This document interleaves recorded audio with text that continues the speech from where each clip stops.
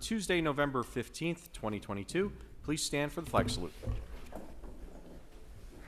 I pledge allegiance to the flag of the United States of America and to the republic for which it stands, one nation, under God, indivisible, with liberty and justice for all. Mr. Smythe, could we have the Sunshine Statement and roll call, please? Yes, this is the Wall Township Board of Education meeting for which adequate notice under the Open Public Meeting Act was provided by notice to the CoStar, Asbury Park Press, Township Clerk's Office, all Wall Township Public Schools, and a posting in the Board Administration Office on January 6th, 2022. Take a roll call. Mr. Buffa? Here. Mr. Hall? Here. Ms. Hodnett? Here. Mr. Maliff? Here. Mr. Nasser? Here.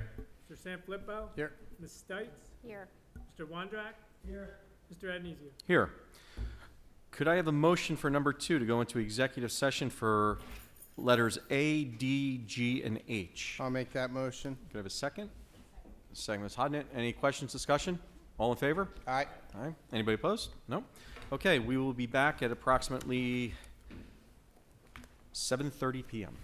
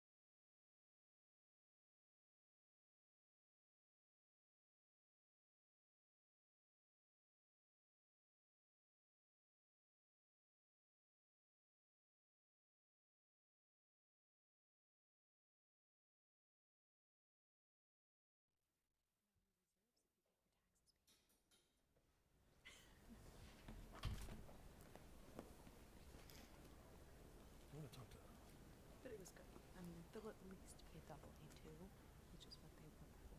I was hopeful for a double A1, but it's kind of easy. I have a feeling they're just going to do double A2. We got a good result today. That's fine. Robbie and I had a bond sale for Kenilworth. Great result. Yeah, it was pretty good. 25 years. Yeah, it was pretty good. Yeah, I'm It was doing, like 7 bidders. yeah. These numbers are, and they're doubling minus, right? These are, I'm running these at a 430, or had been, which was kind of a bit of a stretch back when. Yeah, I thought that was But pretty. 407 yeah. for 25 years made me It feel, was competitive. yeah, It was like 7 bids, which was Yeah. good. yeah, I thought it was Cover great. was like a 411, I think. Yeah. I think you're correct. Yeah, I was pretty optimistic myself. We have another sale tomorrow. I might have those with me. Oh. Yeah, You are correct. yeah. Um, We have another sale tomorrow from Northtown, yeah. but that's smaller, so I don't know. Yeah, but it'll be good because it's 20 years, and a lot of Yeah. these are 20 years, so it'll be good. Good indicators of.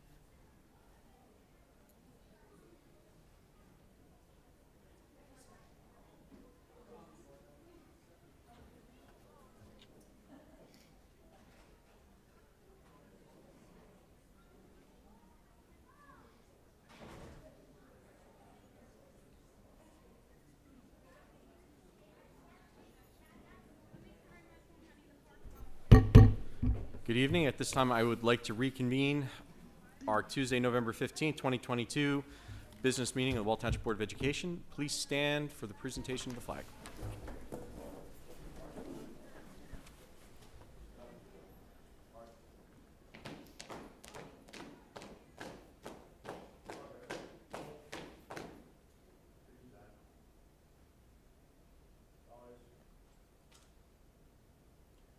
I pledge allegiance to the flag of the United States of America and to the republic for which it stands, one nation, under God, indivisible, with liberty and justice for all.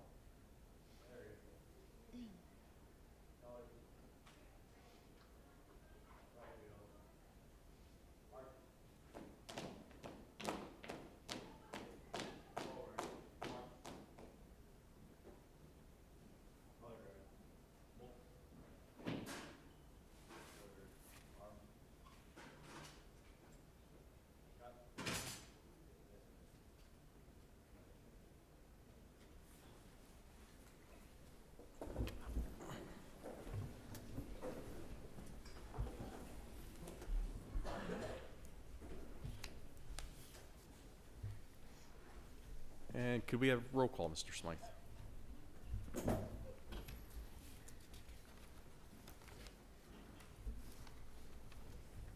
Yes, roll call. Mr. Buffer? Here.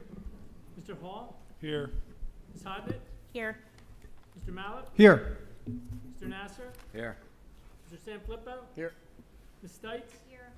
Mr. Wondrak? Here. Mr. Anizio? Here. And also Ms. Cardinella, student rep? Here. Ms. Heaney? Here. Thank you. Okay, thank you. All right, at this time, good evening, ladies. Give us your update. Hello. Good evening, Mr. Adnizio, Superintendent Handerhan, and members of the Board of Education. Thank you so much for having us again to represent our peers. First, Wall High School students are counting down the days until Thanksgiving break. Thanksgiving is a great time to spend with family, give thanks, and be grateful for everything we have. We hope everyone has a safe and happy Thanksgiving. Next, the National Honor Society is having their annual induction in the next few months. We are excited to see the new members who bring light to our community. Good luck to all the candidates. Continuing, the new website is becoming more and more perfect every single day. Ms. Daniel has been working so hard to make the new website user-friendly, helpful, and filled with community photos. This website does a great job of bringing Wall together as one. Next, this year's fall drama is Harvey. The drama club and anyone a part of this drama has worked so hard these past few weeks to put this show together. The students are performing later this week, so don't miss out. We are excited to see everyone perform. Break a leg. Finally, winter sports are soon to begin, and students are rallying excitement for all of the new competitions. But to finish off the fall season, the football team competed in a competitive game against Pinelands that ended in a win for the Knights with the score of 35-14. Congratulations, boys. This Saturday, the varsity girls soccer team played against West Morris, falling short with the score of 1-0. They played a great game and were so proud of their fight. The girls volleyball team competed against Governor Livingston with a close fight, but ending their season with an 18-6 record. Great season, girls. As the season comes to an end, the winter teams are anticipating a great beginning of a successful season. Good luck to all of our athletes. That is all we have for you today. Thank you, board, for listening to our report. We hope you stay happy and healthy this new year. Thank you so much. Anybody have any questions? No? Oh, thank you, and have a happy Thanksgiving. Thank you. Thank as you. well. And I'm sure you guys have to go because you probably have some homework. Thank you. Thank you.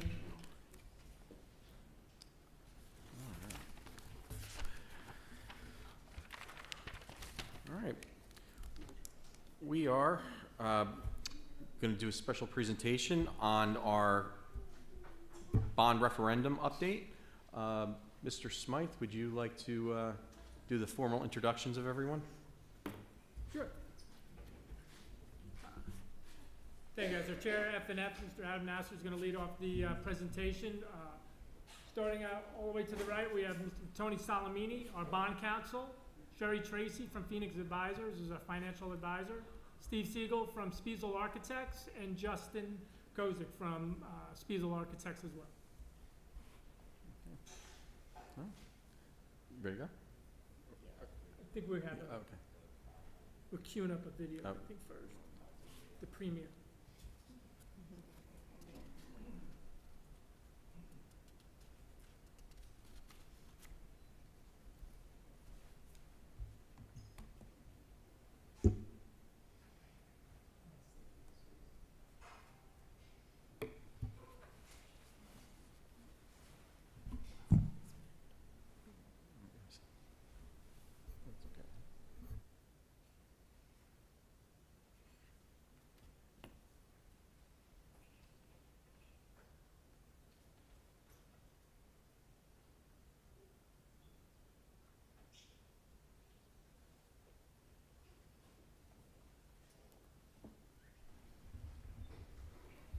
As it's queuing up, I just wanted to share that this is the official debut of a short film that has been prepared for the referendum vote for December 13th.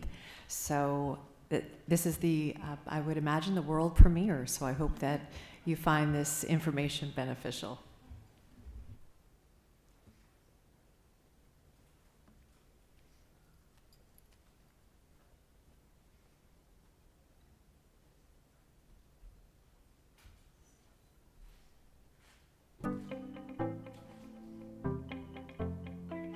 Wall Township is a place of learning, teamwork, and pride. Our school buildings are the hub of those values, and we want to keep them up to date for years to come.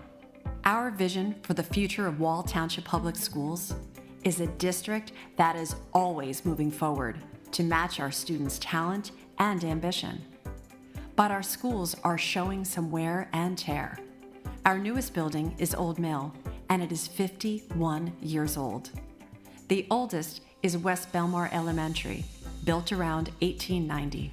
After evaluating all 7 schools in Wall, we know our schools need upgrades.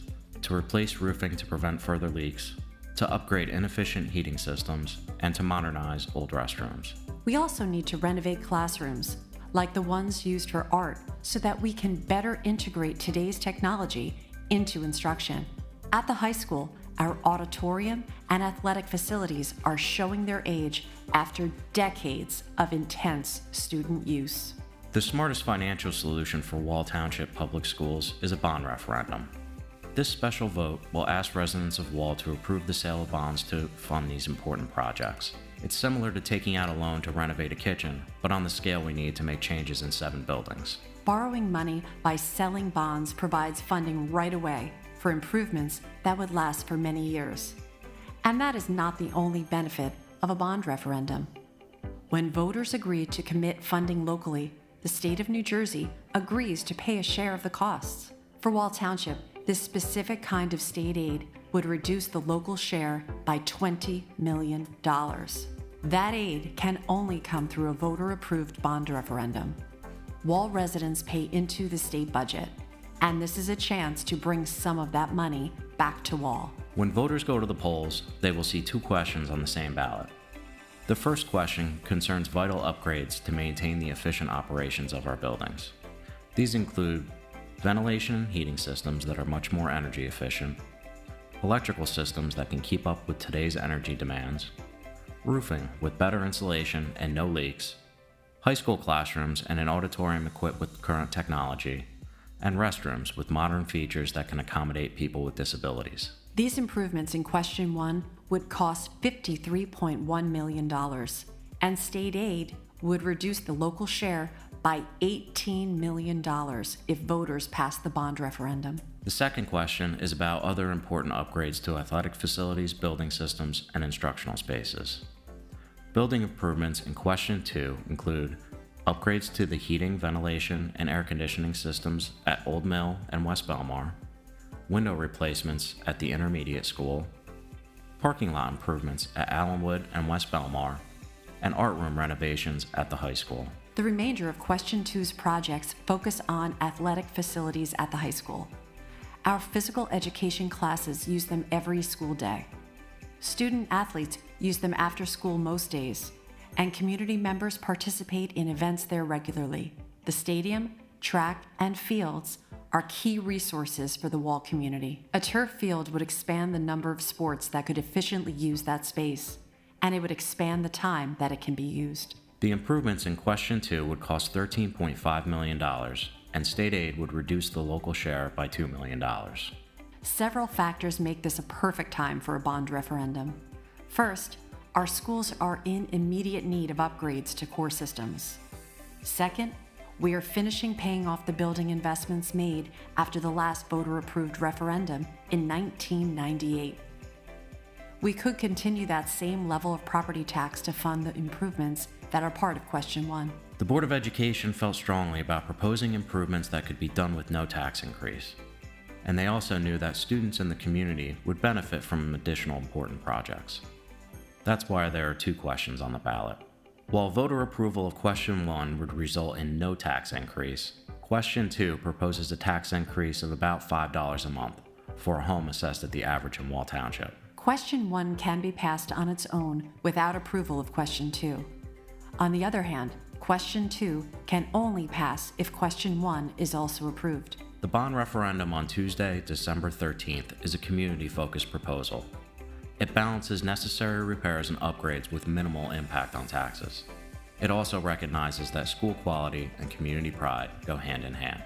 Please take the time to learn more about the bond referendum before you vote on Tuesday, December 13th. Our collective vision of Wall Township Public Schools' future depends on it.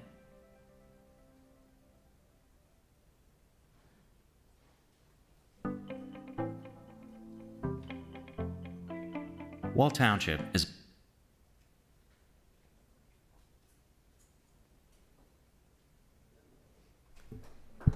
So,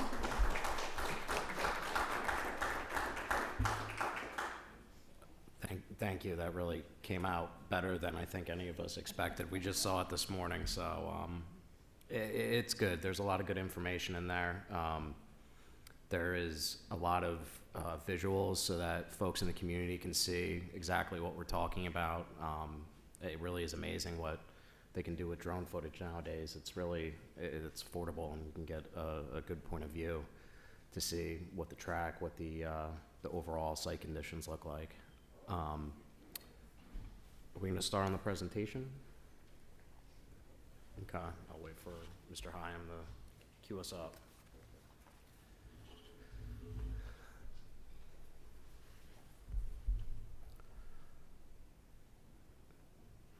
Thank you all for coming out, by the way. It's nice to see people out there and, people here to ask questions, hopefully.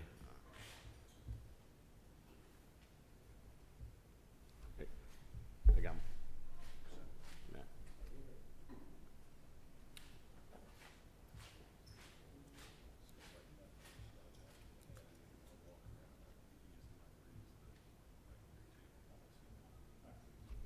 You want to go up there?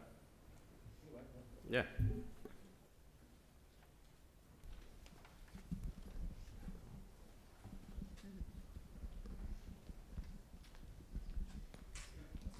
So,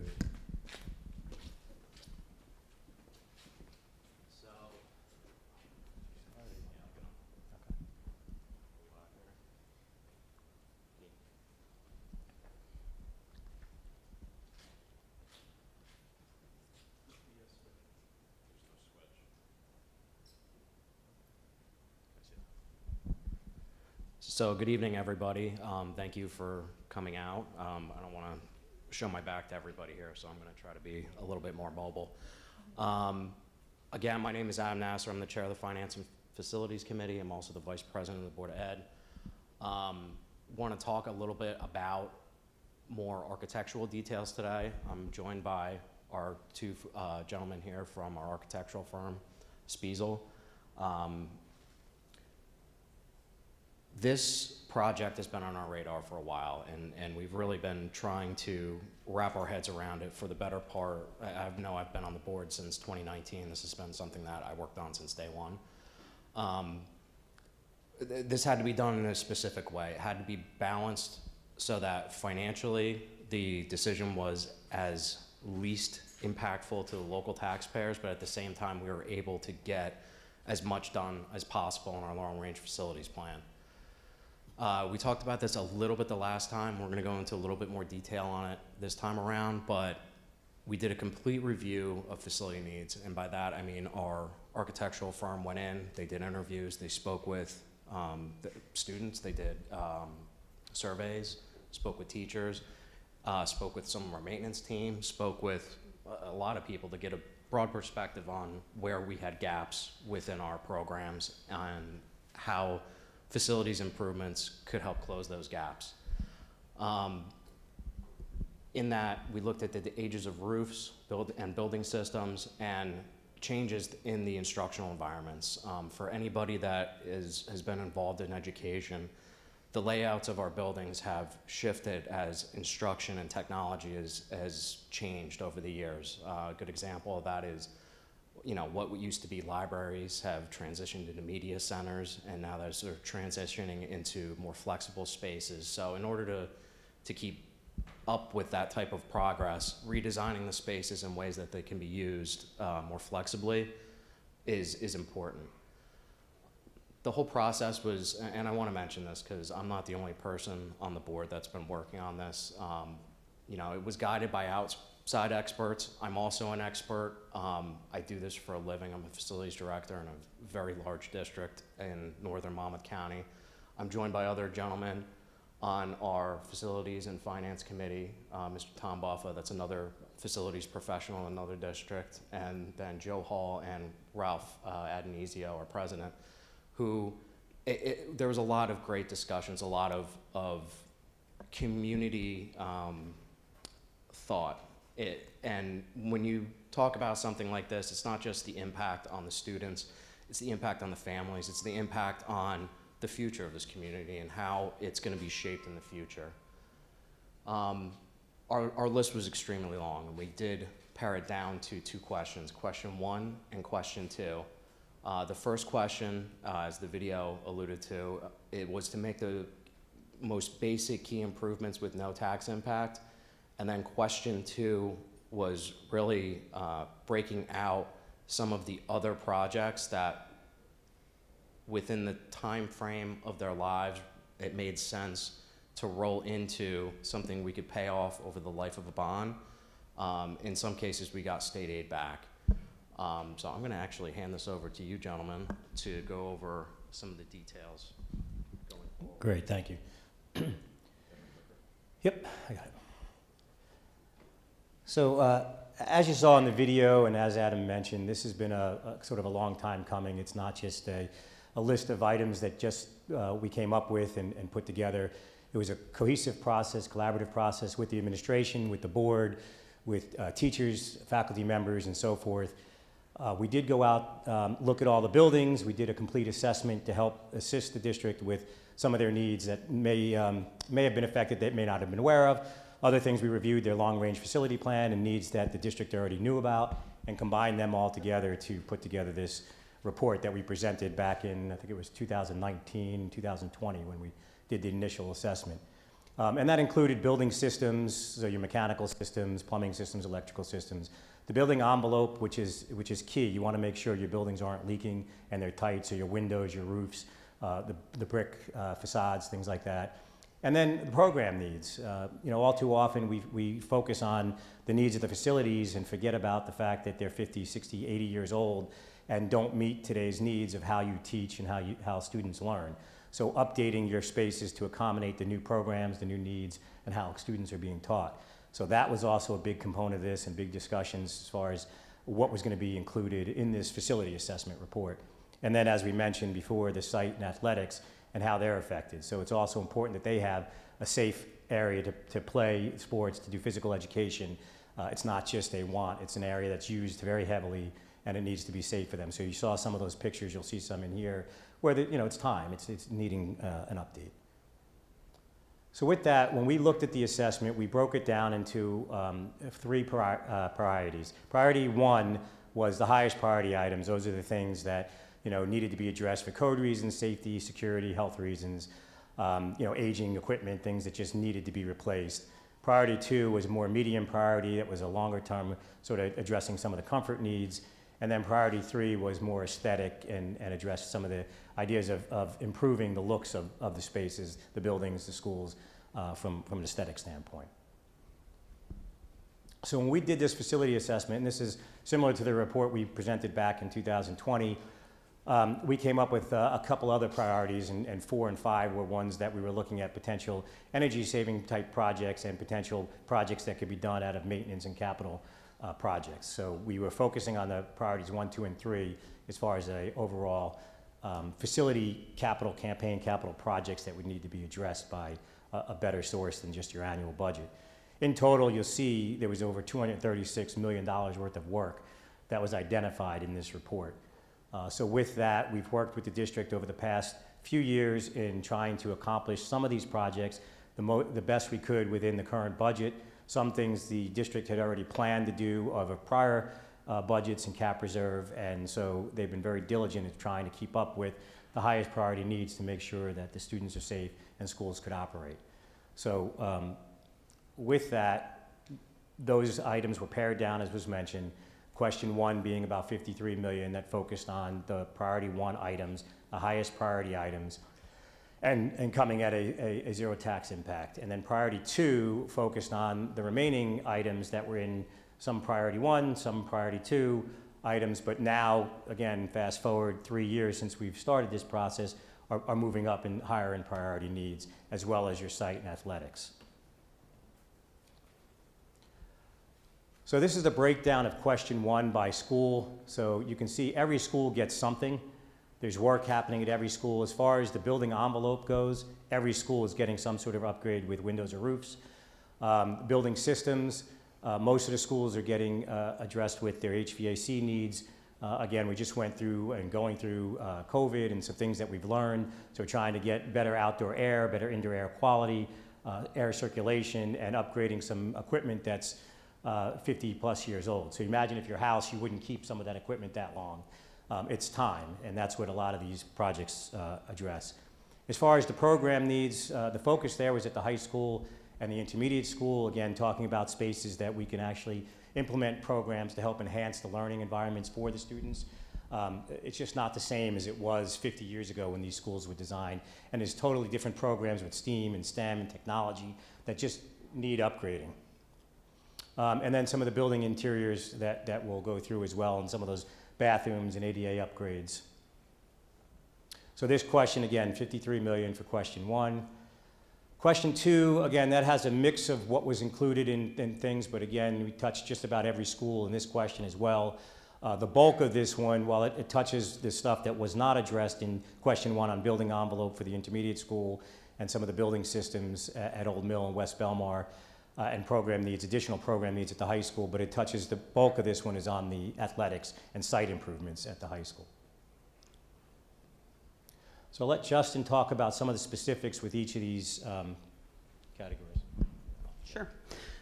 So first up, we have building envelope, and although we identified a number of needs as part of that initial facility assessment, two of the items that came up almost at every building were some level of roofing.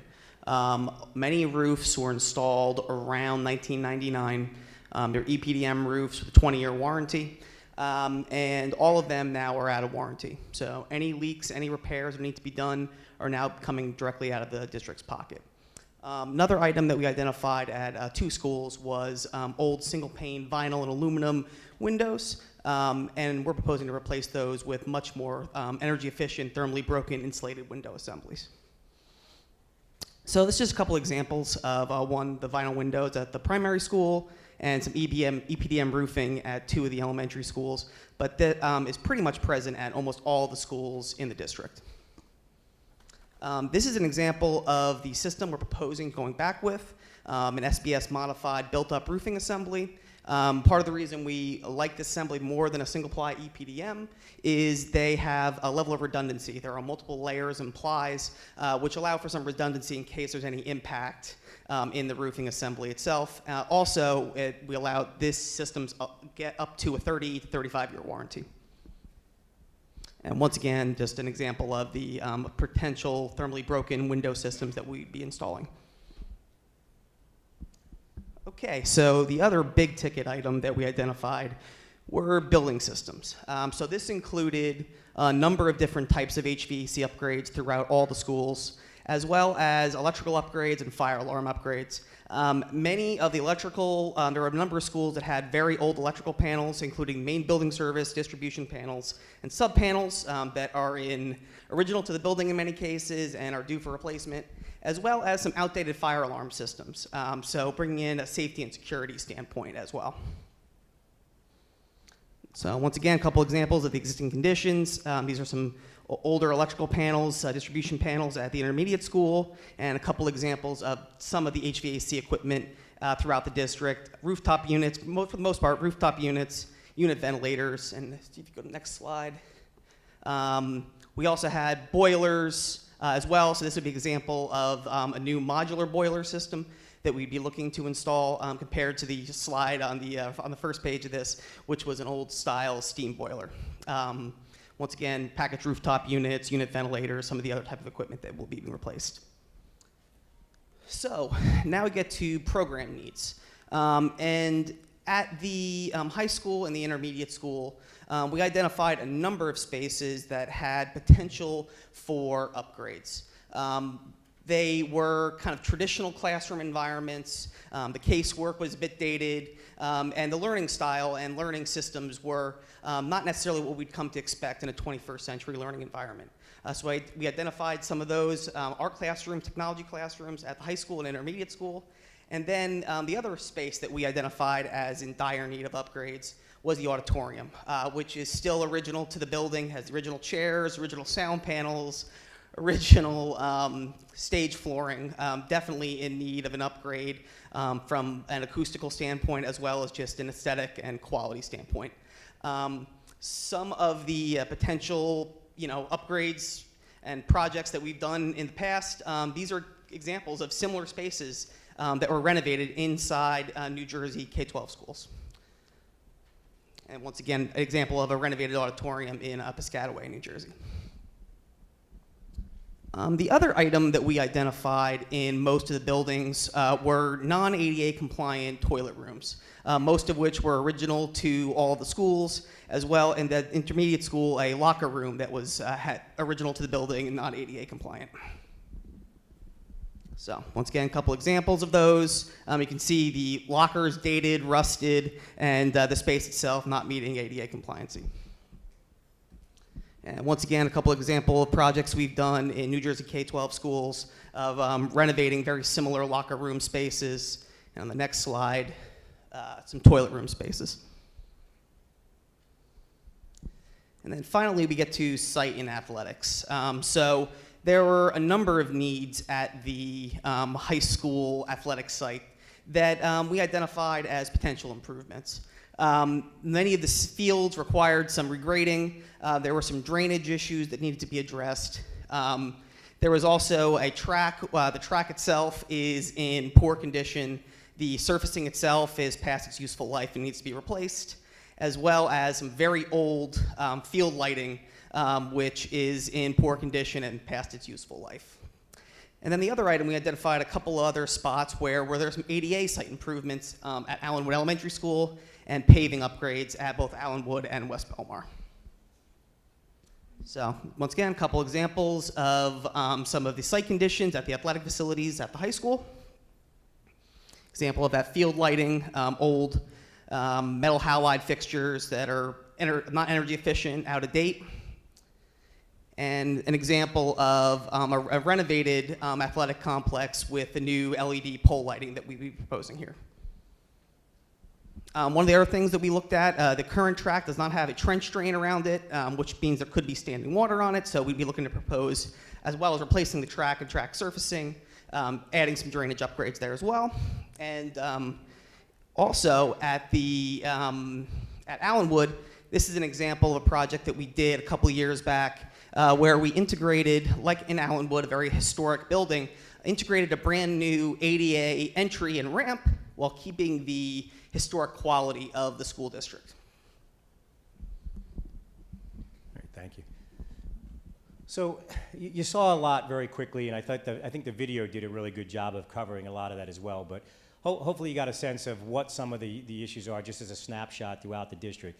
I will say that the district themselves have done a great job of maintaining these spaces. The fact that these spaces are still operational after 50, 60 years like this, it really is kudos to the board and the administration to be able to keep up and manage these as long as they have.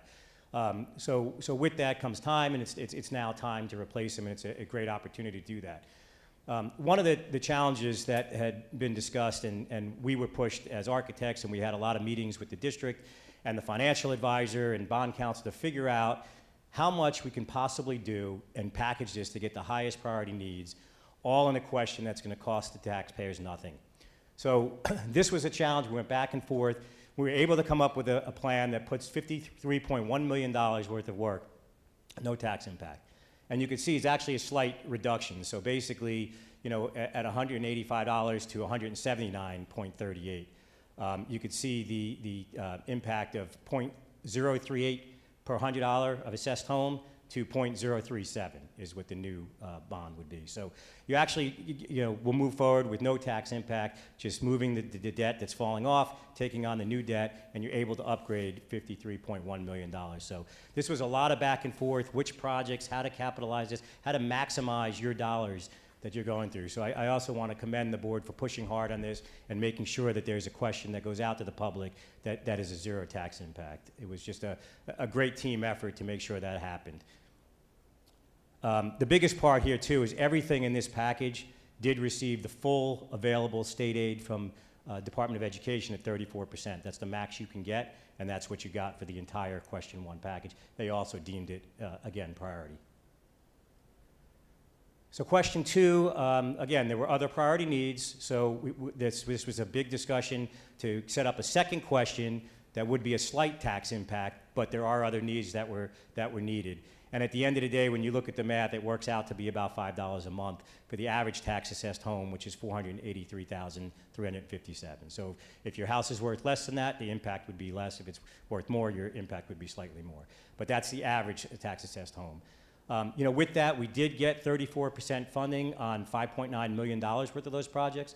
A lot of the site upgrades are not fundable by the state, and that's why they were put in this question as well, because there's no state aid on those projects. But in general, the whole process of what projects to include, what projects can wait and potentially do later, and how to package this to create a question that was zero tax impact and another one that was a minimal tax impact. A lot of effort went into this, and I think at the end of the day, you got a great plan here to move forward with. So question, what happens if this doesn't pass? So without the voter-approved bond, we can't move forward with these projects. So they would have to come from some other source. You're likely not going to get $53.1 million worth of work done without a referendum, which means you're going to have over time, every year, whatever you could afford, small pieces of projects being put together. The biggest thing is you'll lose $20 million worth of state aid. That's the big nut. And you won't be able to get those. So the local property taxes, cover that cost. You lose that. The other thing is when you do smaller projects, you lose the economy of scale. So if we broke this $53.1 million project down and did them individually, even if you could afford to do them over a 10-year period, you're going to be spending a lot more than $53 million. Plus, you're going to be spending it out of your own pocket versus getting the state aid. And I don't know if you heard that in the video, but basically, you want to return some of your taxpayer money to Wall Township. We just had, in October, I think it was 11 referendums across the state. All of them passed. There was even one that was over $300-something million in Cherry Hill that passed. So everybody is understanding that while the state's giving the money, while you have the funds, it's important to give back and invest in your students. And again, this was strategic as far as getting a plan that was zero tax impact, and then in the second question for zero. So it's a lot of thought that's gone in here. There's been a lot of success around the state. Other people are capitalizing in that money, and I'm sure everybody realizes we all pay state taxes. Part of our state taxes go to the debt service aid to fund schools. So all of your taxes just went and helped pay those 11 referendums that just passed. So why not bring some of that back to Wall Township? You're paying for it. You might as well get some of it back. It's just a great opportunity to do so. So if it does pass, here's the timeline. We're at this point now. We're going through a presentation phases. The referendum is December 13th, so it's important that everybody go out and vote. Assuming it's successful, we would start immediately in January with design of phase 1. Because of the scale of these projects, we're assuming this is going to take 3 phases to complete. Designing and bidding these in strategic packages that capitalize and get the most bang for your buck. So again, you don't want to go out with bids for small projects. You want to bundle them together and get the economy of scale. And then work would start with some of the work that we might be able to get done in the first summer of 23, and then there'd be 3 other phases that would finish in summer of 24 and summer of 25. There may be some things that can happen throughout the school year that don't impact school, and we would work closely with the district and administration to make sure that that doesn't impact student operations. But this is the current timeline that the goal would be by the end of 2025, we would hope to be wrapped up with all these projects. So why now? Addresses the district's most critical needs. And as I said, this was not an easy decision what to move forward with. There was a lot of discussion, which projects can be done, which projects can be put on hold that we can maybe do out of capital or do it another way later. But this covers everything. You're approved for state funding on the eligible costs, again, to the tune of $20 million. That's a big number to take advantage of. Minimal tax impact, even if both questions pass, minimal tax impact because you have retiring debt. And then the economies of scale, which we talked about. The other thing is when you're putting in new equipment, it reduces the maintenance that you're spending every year to fix and keep up with these older pieces of equipment, with the leaky roofs, with the boilers that go out, and the comfort level of the students. You know, it's hard for a student to pay attention and learn if they're too hot in a classroom or too cold in a classroom, or something's not working right. So this is a good opportunity to take advantage of that and minimize the maintenance costs that you're spending every year. And with that, you want to conclude, Adam? So, old is the key word here.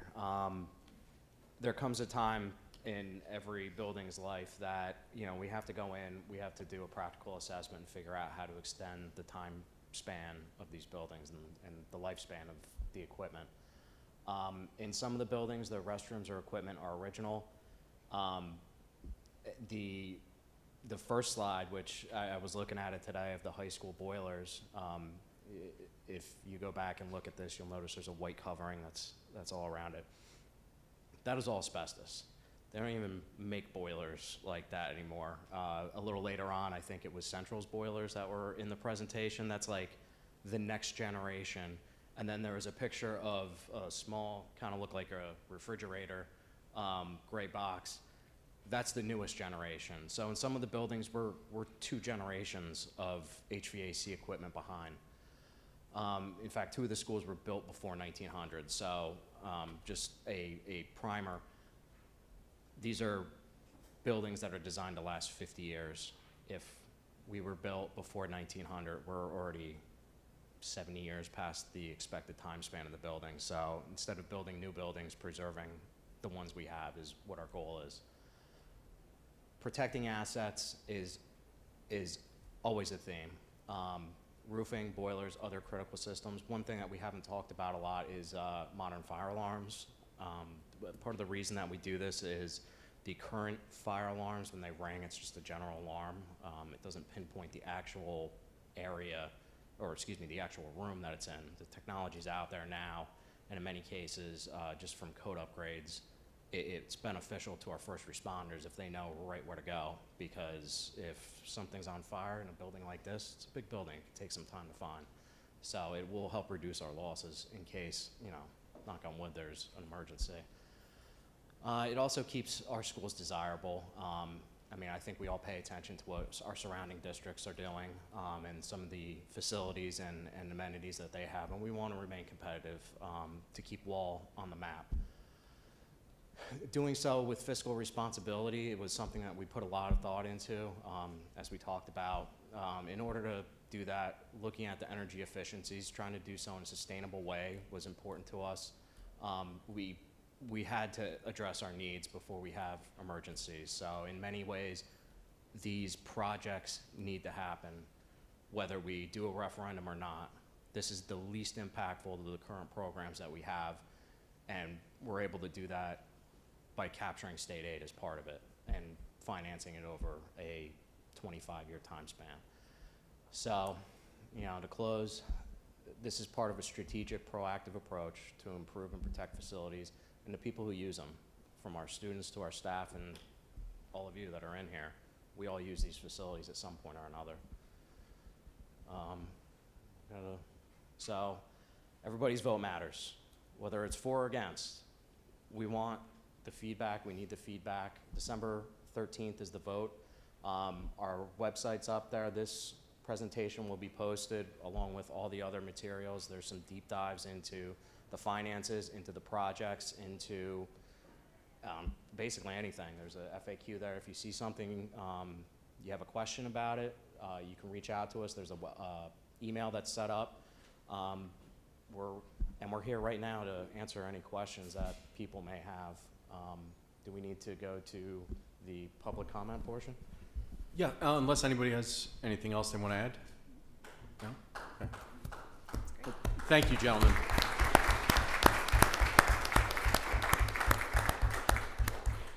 All right, so we will open up for public comment on this presentation. Please come up and give your name and any questions you might have.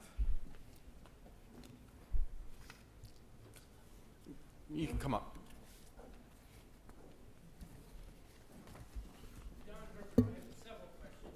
First of all, Mr. Herbert, can you just pull the microphone a little closer so everybody can hear? the parking lot at Allenwood, where are you putting that? It,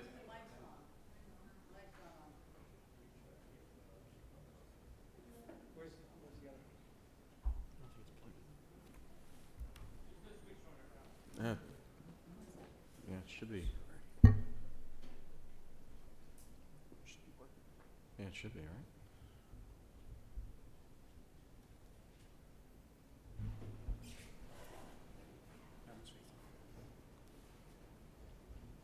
Can you tap it again?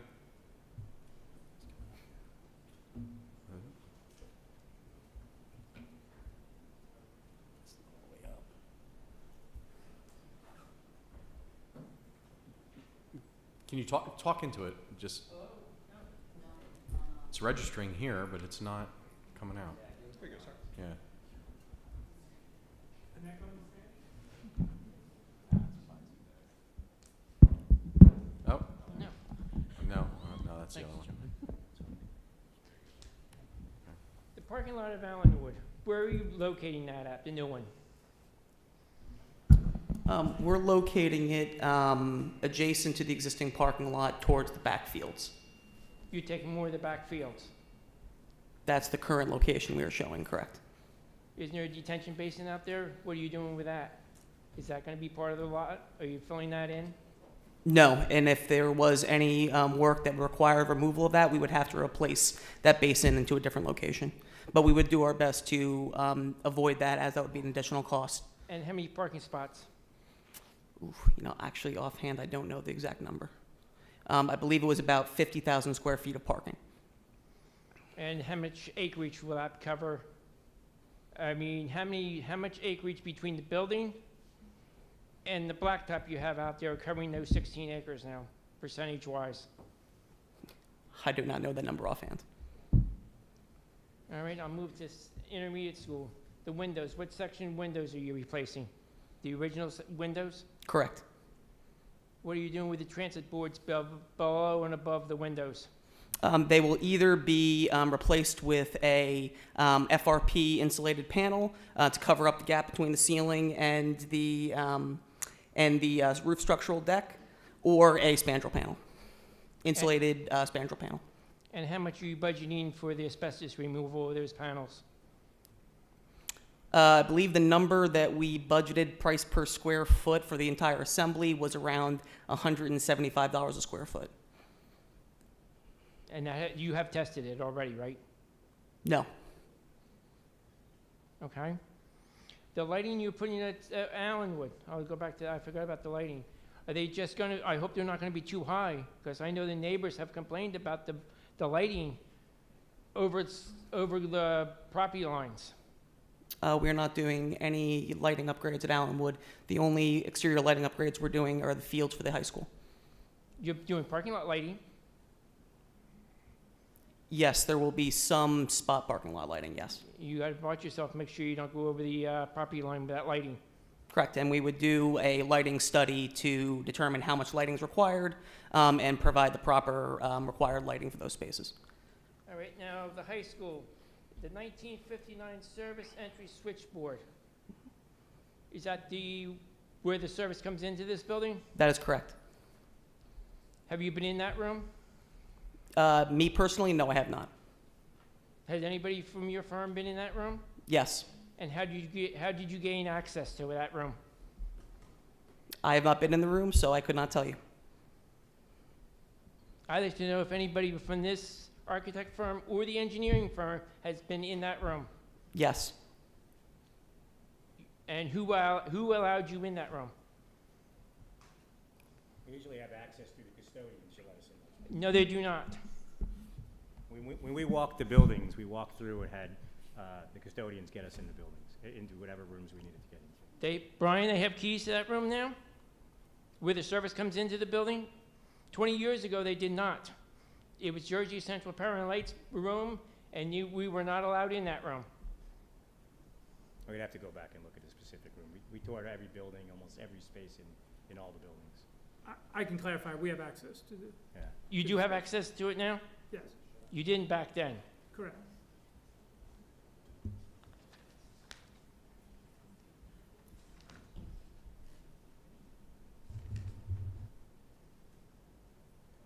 And the roofs, you're doing like Allenwood School, you're replacing the whole roof or just pieces of it? Portions of the roof. So the vast majority of the roofs that we're doing, there are some exceptions, but they are the 1999 roofs, which are all EPDM single-ply roofs. Haven't we reshingled some of these roofs since then? There have been a number of roofs that have had work done. Almost all of the schools that we're doing, it's a partial roof replacement. It's not a roof replacement of the entire building. So I believe there are a number of SBS modified roofs up there right now. Okay. Those ones were placed in I believe, sometime in the late 2008, 2009 time period. Those are still under warranty, so we're not replacing those roofs as part of this work. Like Central School's shingle roof, that was redone. Correct. We are doing shingles at the high school, though. These shingles are past their warranty period. You're doing all the shingles on this building, or just partial? Should be the vast majority. Including this room? Without a plan in front of me, I would not know exactly if that one is the case or not. Okay, thank you. Thank you. Is there anybody else?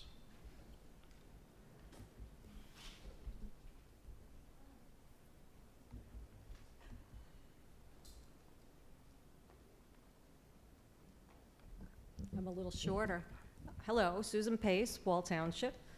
I did my due diligence and read all of my little notes since the last meeting, and I have more of a question, a statement about this. I noticed with all of the Allen Wood Question 2 improvements, bringing steps, handrails, ramps, et cetera, to code and ADA code is part of Question 2. My concern is, why isn't that Question 1? If we're trying to bring the school up to code, especially the ADA features of it, why was that put as a Question 2 item, where we might run the risk that it doesn't get done? So that was really my concern about that. And I did have a question also about the football fields, or not the football fields, the athletic fields. There was one part that said renovate select fields with artificial turf. Do we know which fields those will be with the artificial turf? It's the one inside the track. So it's just one? Yes. Well, the cost of that is, if I wrote the number correctly, is $3,900,000. Did I do that correctly? There's other field improvements. Oh, I'm sorry, but that was just what it was referenced next to the select fields for turf. So that's why I thought it had to be more than. So in the one. presentation, there was some conversation about drainage issues along that. So I believe it was this past summer, I think it was, we added some topsoil to it because the field, you couldn't walk on it after it rained. I mean, it was a swamp. And the other issue is the water doesn't run off the track correctly. And in regards to the track itself, I believe we haven't had an official track meet here at the high school in probably 7 or 8 years, because the track is just deemed unsafe. The gym classes don't use it anymore, or they shouldn't be using it. We've had outside, other schools outside of Wall Township want to put a facility use in to pay us to use our track, and we turn them down because it's just not safe anymore. So, you know, a school our size, we don't even have an operational track. Doesn't look good.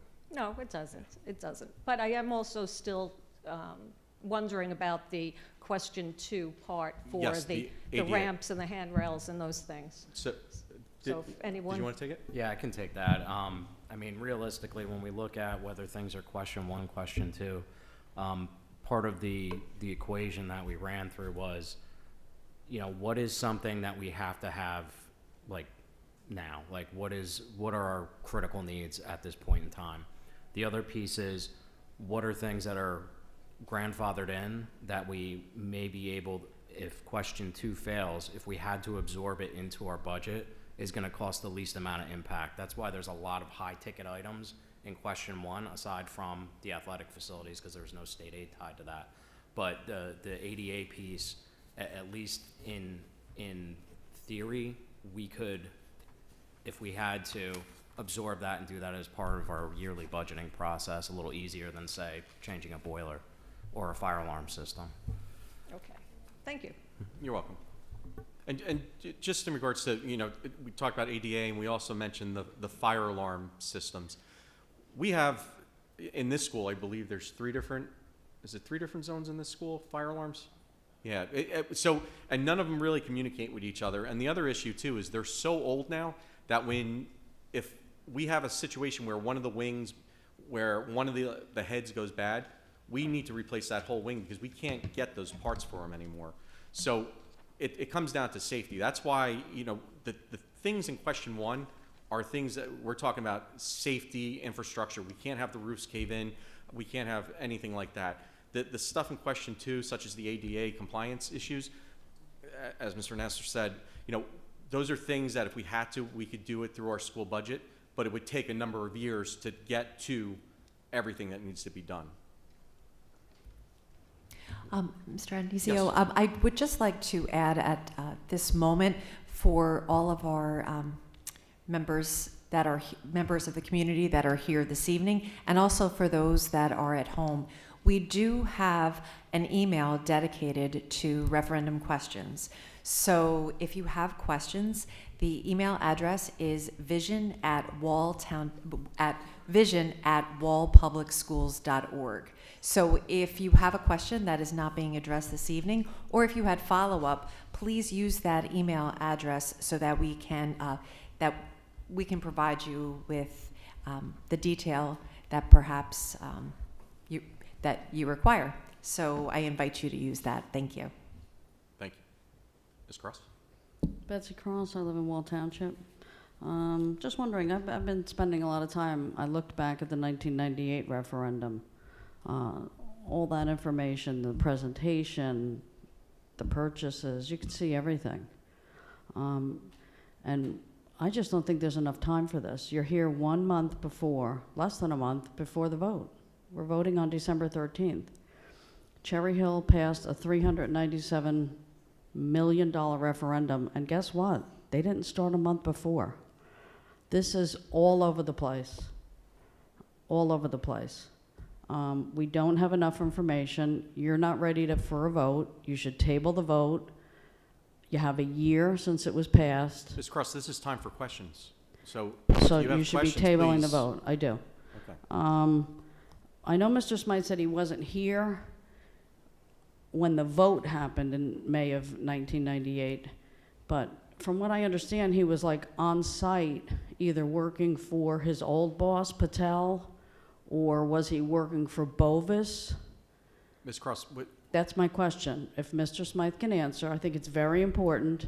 we're talking about a 2022 referendum. I know. Things that are and needed. I'm still paying a 1998 referendum, and I didn't even live here when it passed. Well, we're not talking about that this evening. I want that question answered by Mr. Smythe. I think it's important.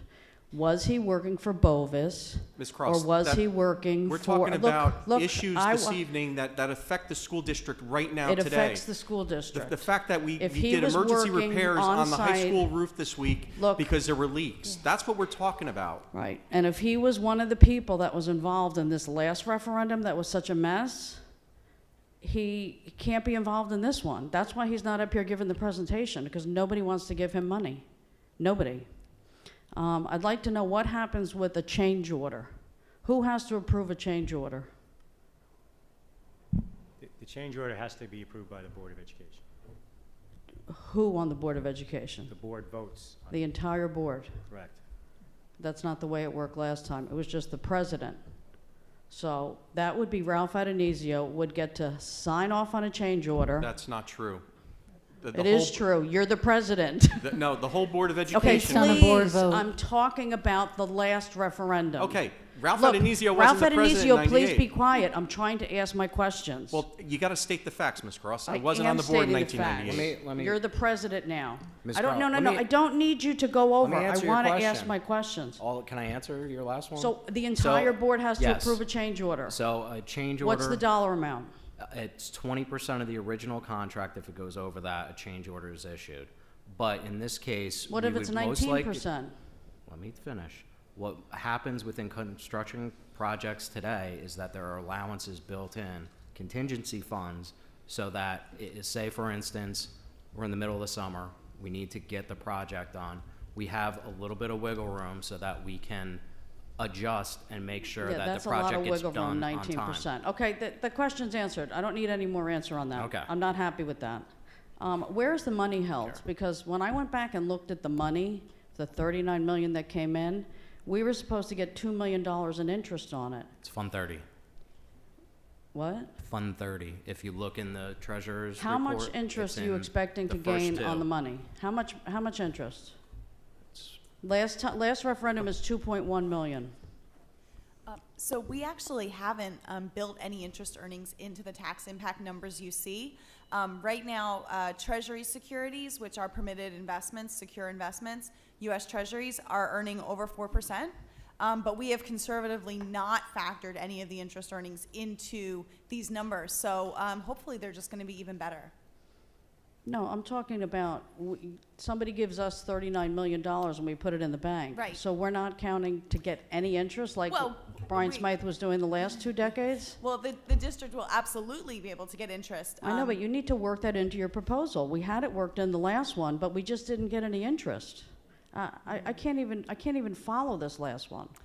we do have some rough ideas. We just thought conservatively it was better to not include that into the tax impact, because then that way, when the interest earnings, prior to the last 12 months, interest earnings have been relatively zero. Treasuries were down 2 and 3 basis points. So the interest earnings have not amounted to very much that would really have impacted residents. So at this point, as I mentioned, they are over 4%.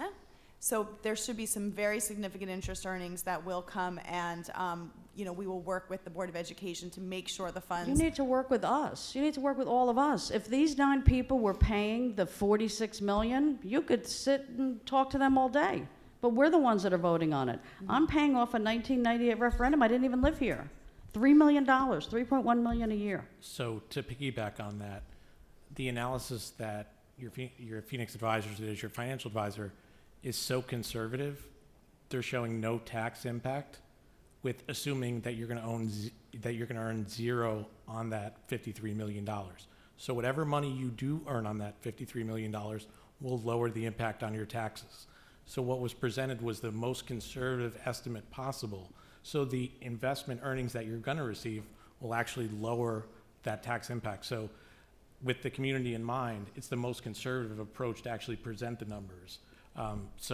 And as Sherry said, you will earn money on that because I know, and I would like to see it in a presentation. I just think it's ridiculous to ask for all this money, then you're going to get $39 million, you're going to have it in the bank. Was the question answered twice? Yes. Okay. That's what it sounded like. Thank you, Mr. Salamini.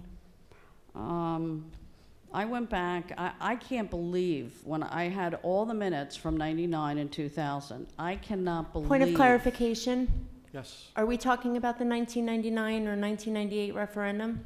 No, it's on the presentation this evening on what year is Township this? schools And are doing. after seeing what happened in the last referendum and having people reach out to me that worked on that referendum, they said they would never approve a referendum. Point of because Ms. Cross, items we're not that talking were- about a 99 referendum. I know. We're talking about all I a know brand is new the same referendum thing today. that happened before is No, going to happen again. it's not gonna We're happen not going to again. get bids. We're All going right, to have Ms. them on Cross, days that's off. Simply not true. It's just Did simply not Mr. true. Smythe didn't answer the question. That's Did he work? Was he working Ms. for Cross, Bovis, do you have or was he anything? working for Do you have Patel anything on for this his evening's last presentation? referendum? Do you have anything on this evening's presentation? Is he? We're did he here work for Bovis? questions, and we're Okay. going to try to give answers to legitimate How questions. much architectural fees have you worked into this, Mr. Architect Stephen Spiegel? Our fees are worked into the overall cost. Right, and how We have much are you contingencies estimating them and to be? We have contingencies and soft costs estimated. Right. How much are you estimating them to be? Out of the 66.6 million, how much are you planning to make? I'd have to do the math on it. I don't have the contract. Well, you should have had the math here, because that's a big question. I want to know, you making a percentage of every deal? Are you making a flat 2 million? Because I have the numbers for the last architect, and it was outrageous. I want to know how much the bond broker is making. All that's been approved on prior board It hasn't been approved by us. I know it's been approved by these people up here, but nobody's paying attention. What, I have more. Bovis Construction, we paid them almost $1 million, $1 million. And that person, they went to jail. All right, Ms. Cross. They were overcharging, they were getting kickbacks. Point and of guess who was Ms. our Cross, broker? you're talking about things that have nothing to do with They this do. evening. They don't. Because everything happens over and over again in here in Wall. So Bovis got $1 million, and those people went to So jail the for information is kickbacks. false that you continue Not to false. proceed. I got it right So here. your I'll put public it on comment time is up. There are other citizens who would like to also to jail. make Mr. public Smythe comments. won't answer And if it he should worked for also be Bovis. noted that the people at this dais are taxpayers as well, and they are residents who live in the town.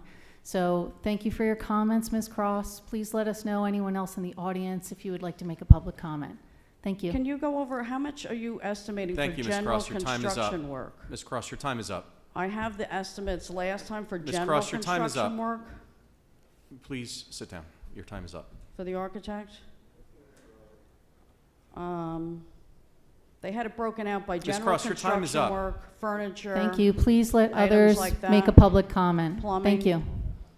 I would like those answers. Thank you, Ms. Cross. Mr. Smite's prior Thank boss, you, Ms. Patel, Cross. He went to jail Your time is also. over. Then he did a lot of work for Michael Vertaco. He went to jail also. That's Tom's River. And false. Right, and This his is Wall Township. architect, No, Ms. Cross. Patel, who Ms. he Cross, worked please for, stop was the with the false exclusive information. architect Please. for Tom's River. All right, Ms. Cross, thank you. Your So time is up. Please go sit down. He's not answering why he was here All right. working on the 1998 referendum. That is on the record.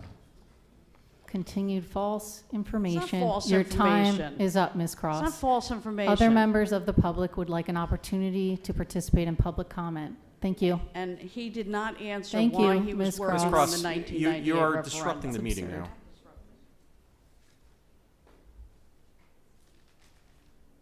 How much extra is it costing to have it on Ms. December 13th? Cross, your time is up, and this is the last time we're going to I asked ask that you. before. How much extra You're is going to be it asked to costing leave the meeting, Ms. to Cross. having the meeting on Ms. Cross, December, your the time is vote on up. December 13th rather Thank than you, November? Ms. Cross. We asked that before. Thank you for your comments.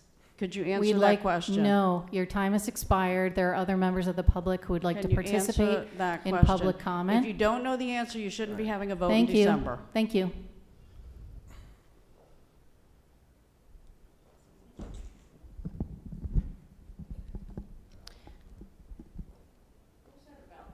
Mr. Krupa? Mr. President, Yes, could we repeat the email just in case Yes. people have questions that aren't answered? yes. It's vision@wallpublicschools.org. Vision@wallpublicschools.org. We'll put that out a couple times tonight. Mr. Krupa, good evening. It's not, still not working.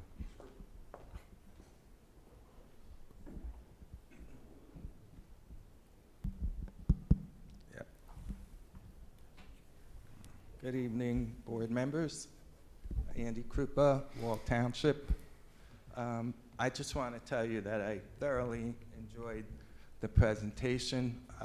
It was easy to understand in terms of pictures and needs and the scope of the project in a broad sense.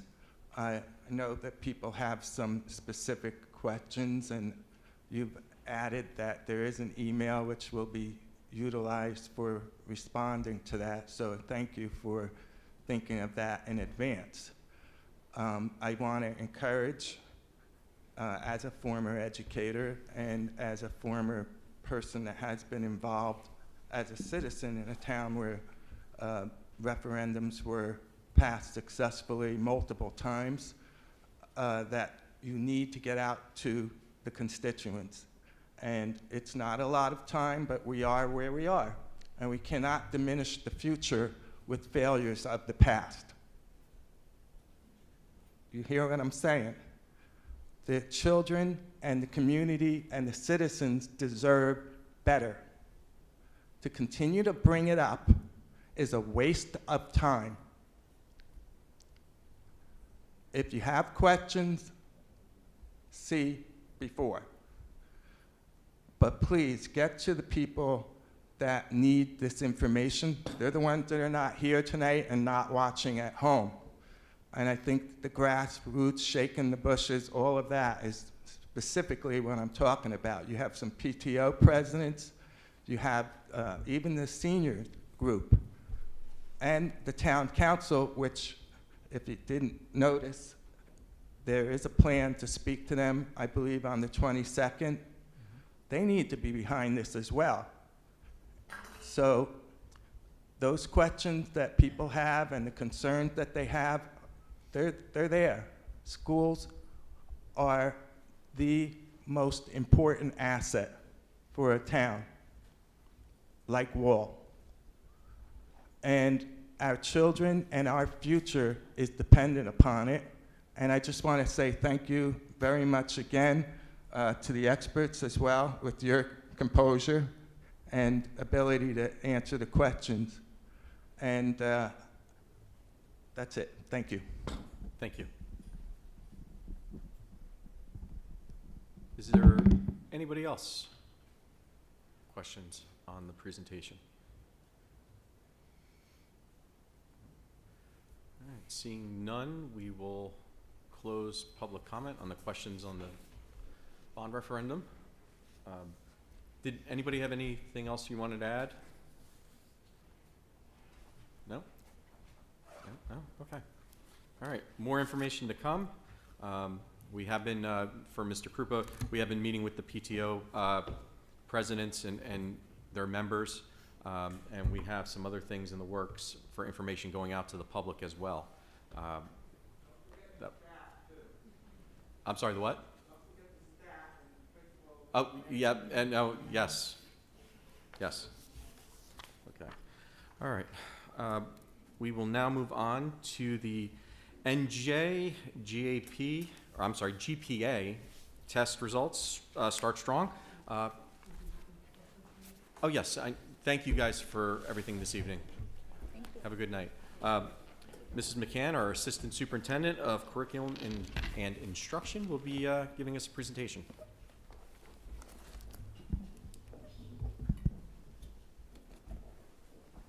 You're missing some good stuff.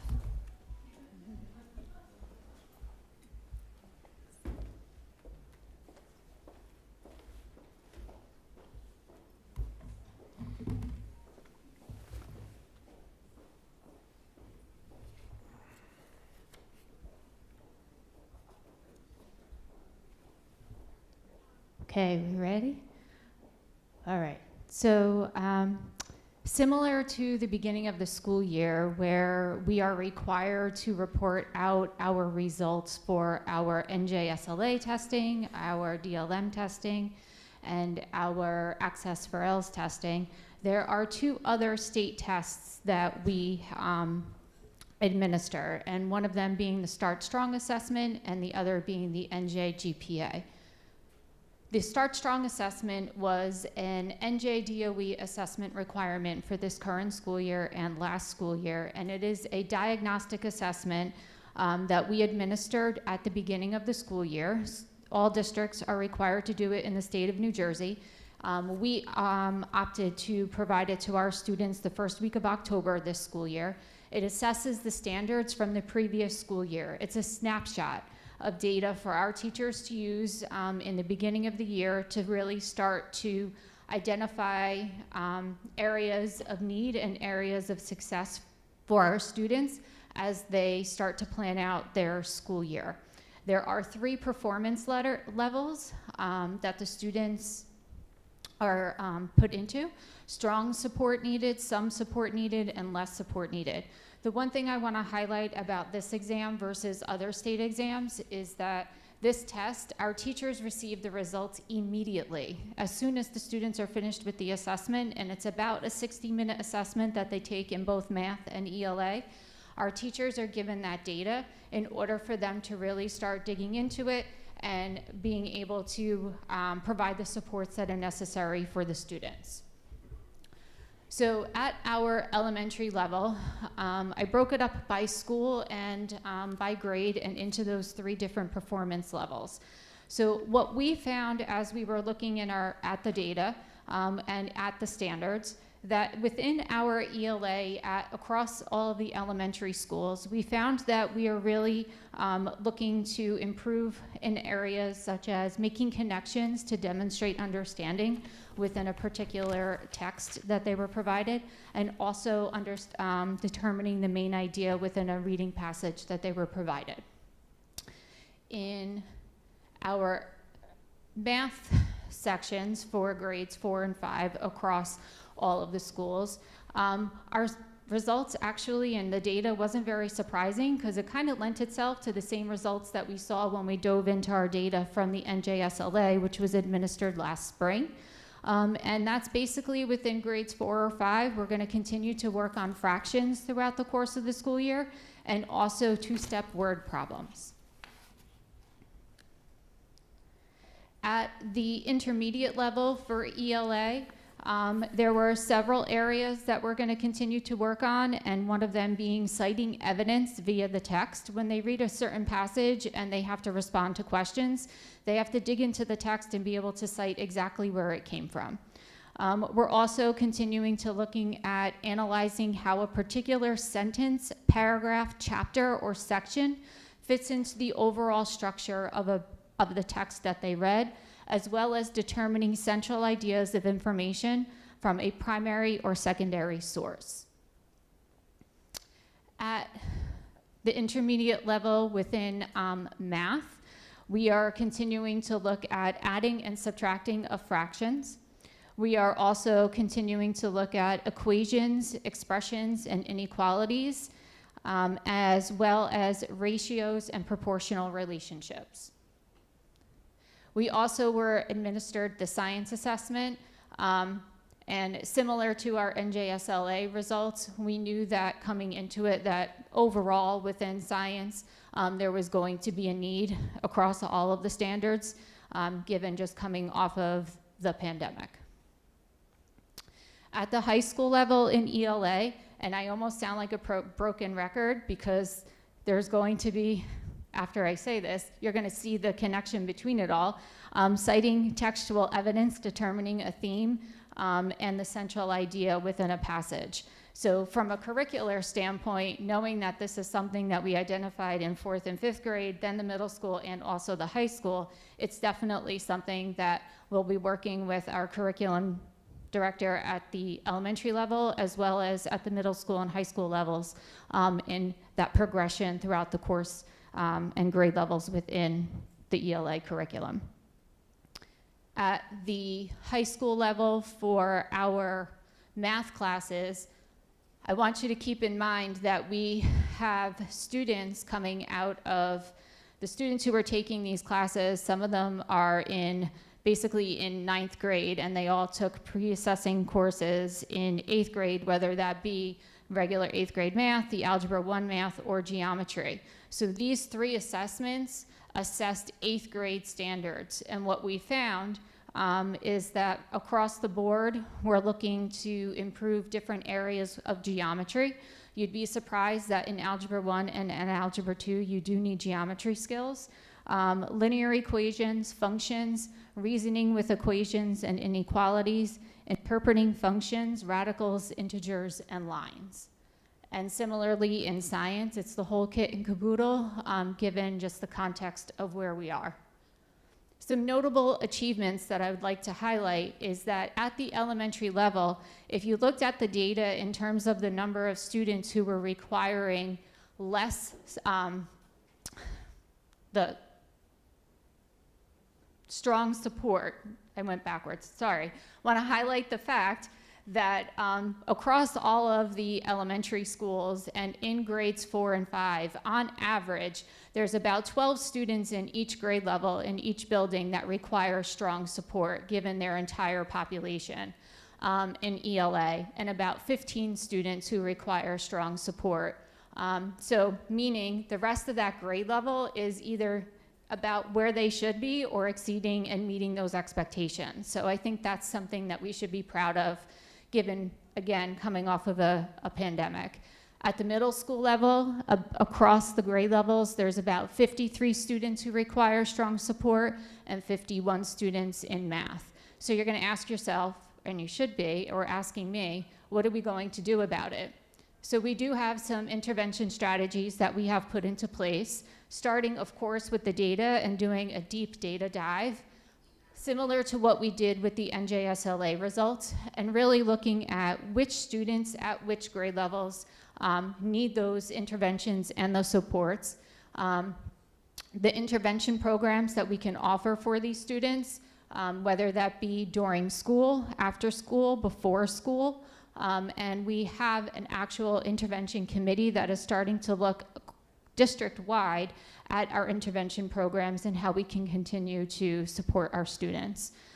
It also comes down to a curriculum review to make sure that we are hitting upon all of the necessary standards within each of the content areas according to a scope and sequence for the test. And of course, last but not least, providing our teachers with professional development, ongoing class support, letting them know best practices, reviewing that with them, having conversations in terms of what their needs are, whether it be content knowledge or, like we said, instructional.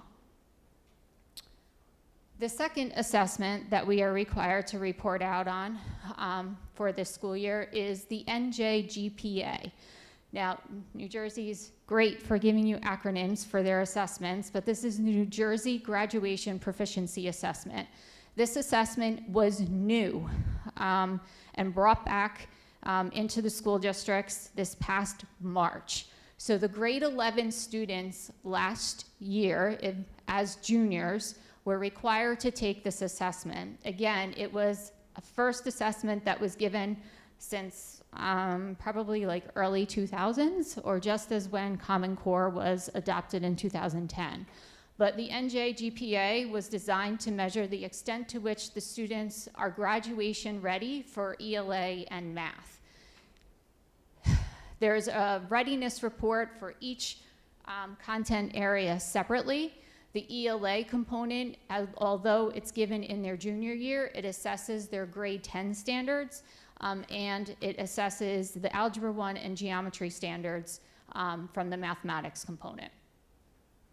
Now, luckily, July, the governor decided, after a lot of input and feedback from school districts, to not require the test for the current senior class who took it as juniors. They decided to count it as a field test for the state of New Jersey, which was fantastic for us as educators, because this is actually the first field test that they've ever released the information that was actually tested. Normally when they do a field test, it's hush-hush. They keep all of the data for their own internal purposes, but they released it all to the districts and to the parents. So this law that Governor Murphy put into place in July actually prohibits this assessment for meeting any of the 3 pathways that a senior would need in order to meet their graduation assessment requirement. So the class of 2023 actually has no graduation assessment requirement, which is great for them given the 2 years that they were going through the pandemic and coming off of that in order to have to take a test to graduate. So they are the only class that has not had to have this graduation assessment requirement. But moving forward, the class of 2024 and 2025 will need to meet that graduation requirement.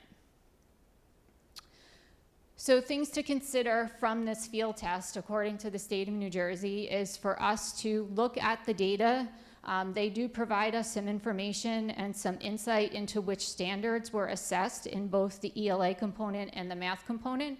So again, from a curricular standpoint, it helps us look and review our scope and sequence within our curriculum to make sure that we are providing those students with that content knowledge prior to taking the assessment. And it also helps us identify potential areas of prepping for the 2023 assessment that our current junior class will need to take as their graduation requirement. These are our results for the assessment. The data was broken down into 2 categories: graduation ready or not yet graduation ready. Now, keep in mind, this was a class that came off of a pandemic. So the state's average for being graduation ready was at 39%. The district in ELA is at 52%, which again, we have work to do, but being the junior class that, like I said, with the constraints that they had coming into it, being a brand new test that we didn't even know what was going to be assessed on it, except for them just telling us that it was going to be in math and ELA, or in Algebra 1 and Algebra 2, and from grade 10 ELA. I think we fared pretty well at 52% and beating the state average. For mathematics, our graduation ready is at 68%. Again, I think that's pretty good for given where we stand with not knowing what was going to be on the test, whereas the state's average is at 50%. Some notable achievements, which I've already mentioned, I think is great that we are higher than the state average. And this is the first administration of the test. It's a field test. It's a lesson learned from us. It'll give us information in order for us to improve and prepare our students better. And again, our intervention strategy, similar to the others, but mostly I already spoke of, is to review the standards that were assessed, see how we fared with them, the level of difficulty of the type of question that was provided, evaluate our scope and sequence of our curriculum, reflect on our own instructional practices, and maybe it's the delivery of how we're providing that information for our students, and of course, ongoing professional development for our teachers. Thank you. Thank you. At this time, we will open up for public comment on this presentation. Please come to the microphone if you have a comment, question.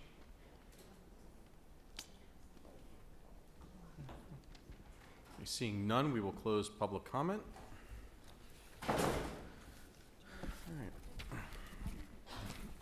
right. Okay. So we had Students of the Month for October 2022. Grade 9, Noah Gripko. Grade 10, Joseph Campanelli.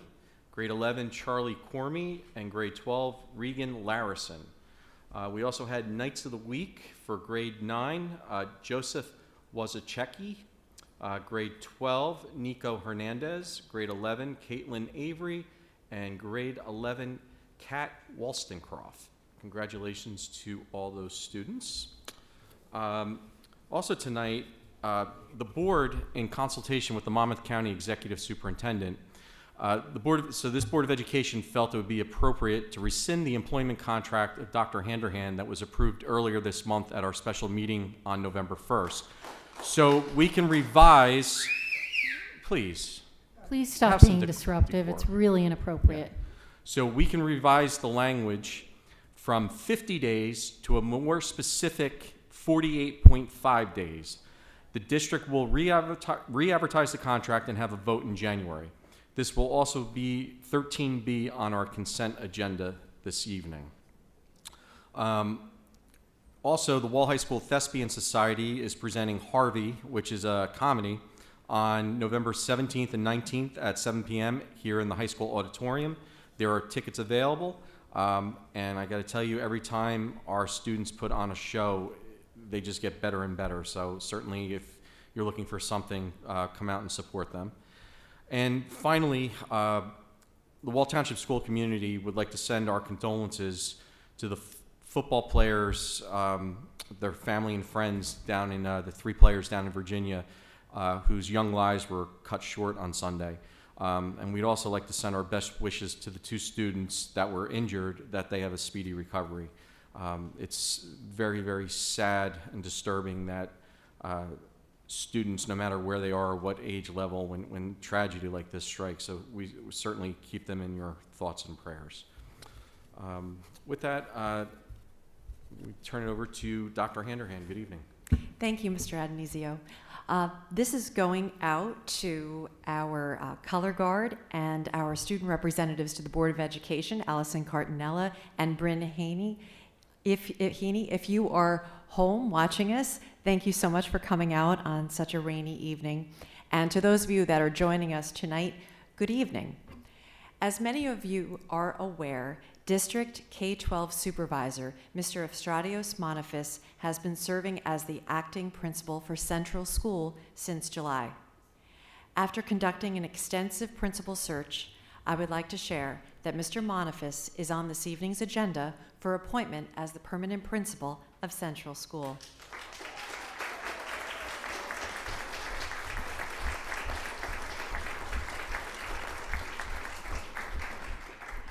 Among his many attributes, Mr. Monifis brings to this position expertise in literacy, language acquisition, as well as staff development.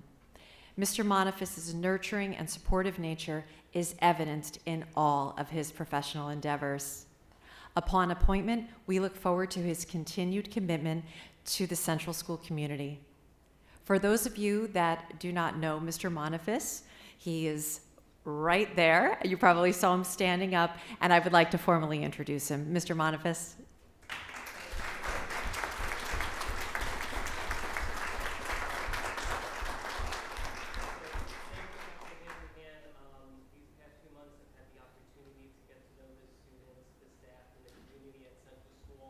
It's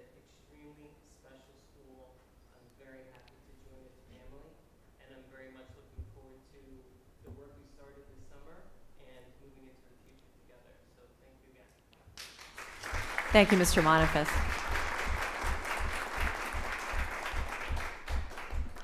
Just a reminder that tomorrow, November 16th, is a district-wide staff development day, and as such, schools will be closed for students.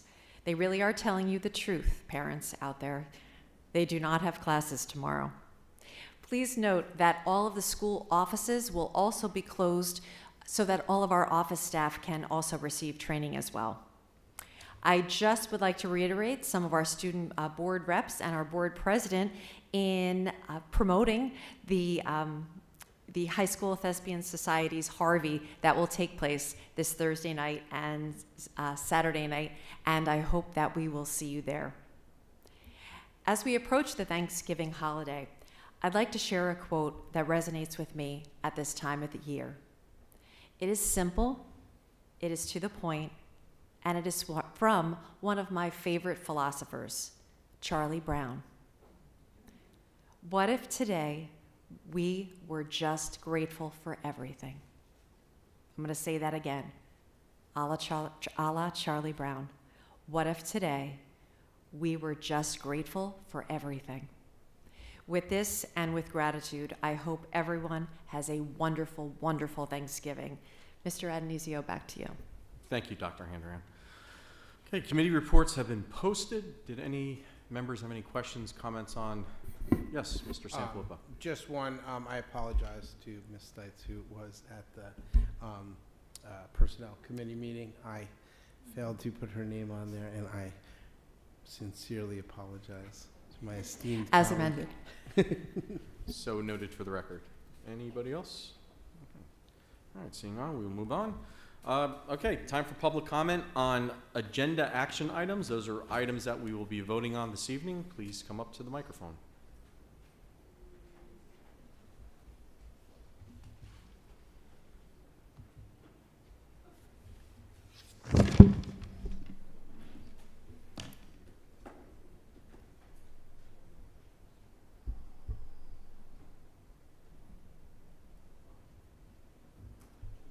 Go ahead, Ms. Cross. You're up.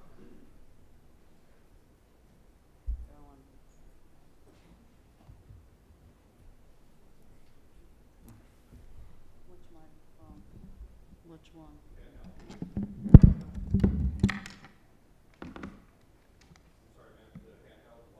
I know. Can I put it in here? I got all the paper. You want to do it?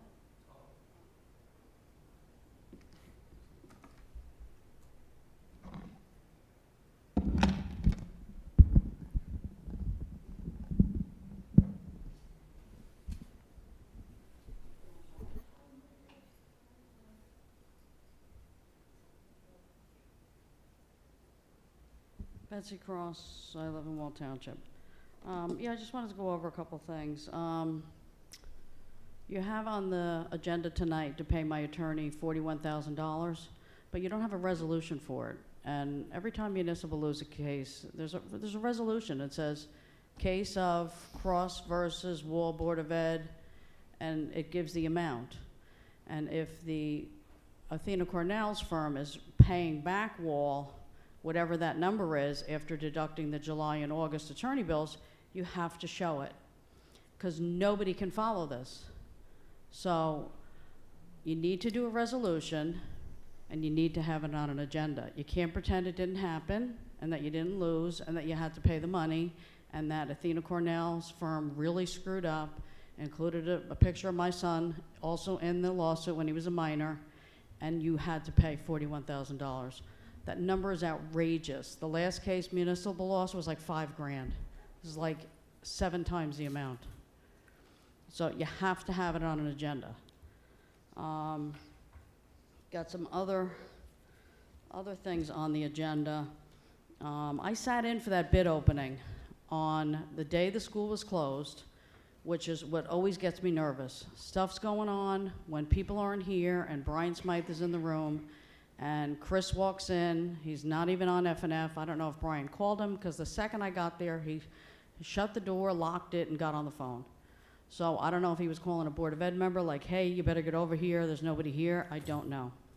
But when you pull up the company that you're looking to hire, it looks like they have some problems. So in 2021, somebody sent it to me. I didn't notice it. I didn't have time. Somebody sent it to me and said, problems with payroll. They got I don't know if it's fined by the state. I can't quite look at it. But what type of due diligence are we doing? The low bid was $94,000. The high bid was $195,000 by Spartan, who I see on here this month getting paid $130,000 with a change order. This is what concerns me. Nobody's watching anything. You're approving a vendor tonight that's got problems with the state. And you want us to give you $66 million. Absolutely not. The guy from Spartan, he was like, oh God, let me get out of here. That's the guy that's got the change order on here, and we're shelling him, we're writing him a check for $130,000. So you gotta get your head in the game, you gotta get people at these bid openings, and I don't know what's going on with Brian Smythe. But that is on there. What else was on that agenda?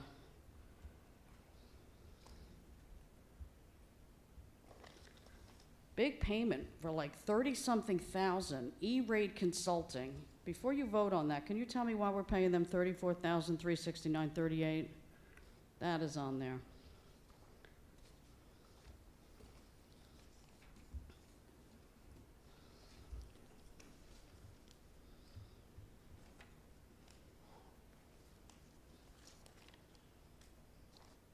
And again, with the referendum, we need a breakdown of architectural fees, bond sale fees. We are not voting on that. That's Construction not fees, part of legal action fees. items. Right.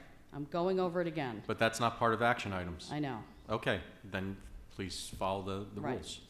Ralph, you don't know what you're doing up here. You're approving a vendor that should This not is be public approved. comment with Right. regard to action items, Okay. Ms. Cross. Thank you. All right. I cannot find my other sheets, but there were a few other questionable payments that you had on here that I know if I send in a question, I'll never get an answer, just like I've asked 5 times how much it's costing to have the vote in December rather than November. So no matter what you send it to, nobody gets an answer back. And then, Brian Smythe's old boss, anybody can Google, Pravin H. Patel Again, it's not an Associates. action item, Ms. I know. Cross. You This were is the telling me I purpose was of wrong. public comment. You were telling me I This was is the wrong, purpose Athena? of public comment, which is an Google action Pravin item. H. Patel So it's Associates. beyond the scope of He was public comment, Ms. doing all Cross. the work for Mike Rotaco, Thank you. and he went to jail. Thank you. Thank you very much. You can Google that, Miss Athena Cornell. You can ask Brian Smythe all Thank you, about it. Betsy Cross, with Thank your you. false information. It's not false. Google it. Just like you should Is there Googled anybody the else phone for you're public hiring. comment this evening on agenda action items?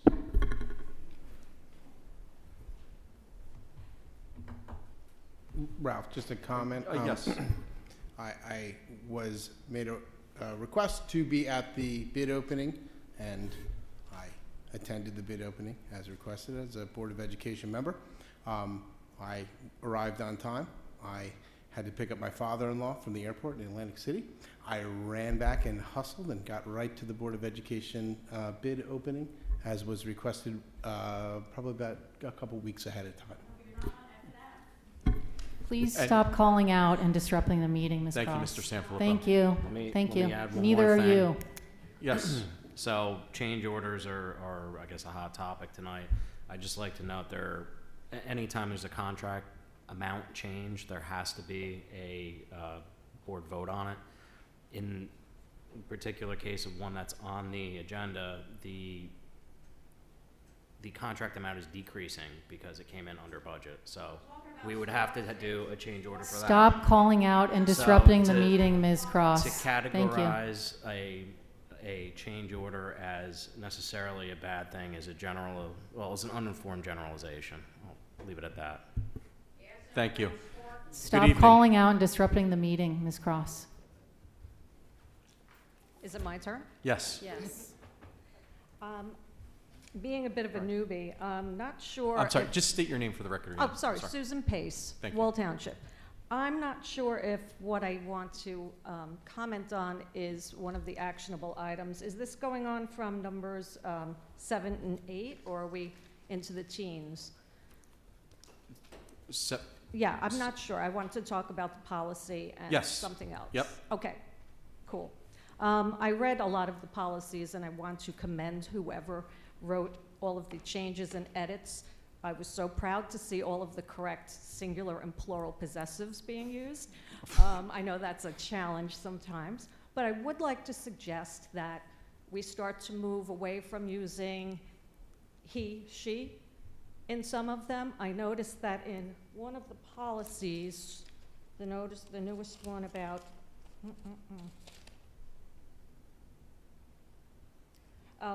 postnatal accommodations. That was, I think it was all new. There was used throughout, THEIR.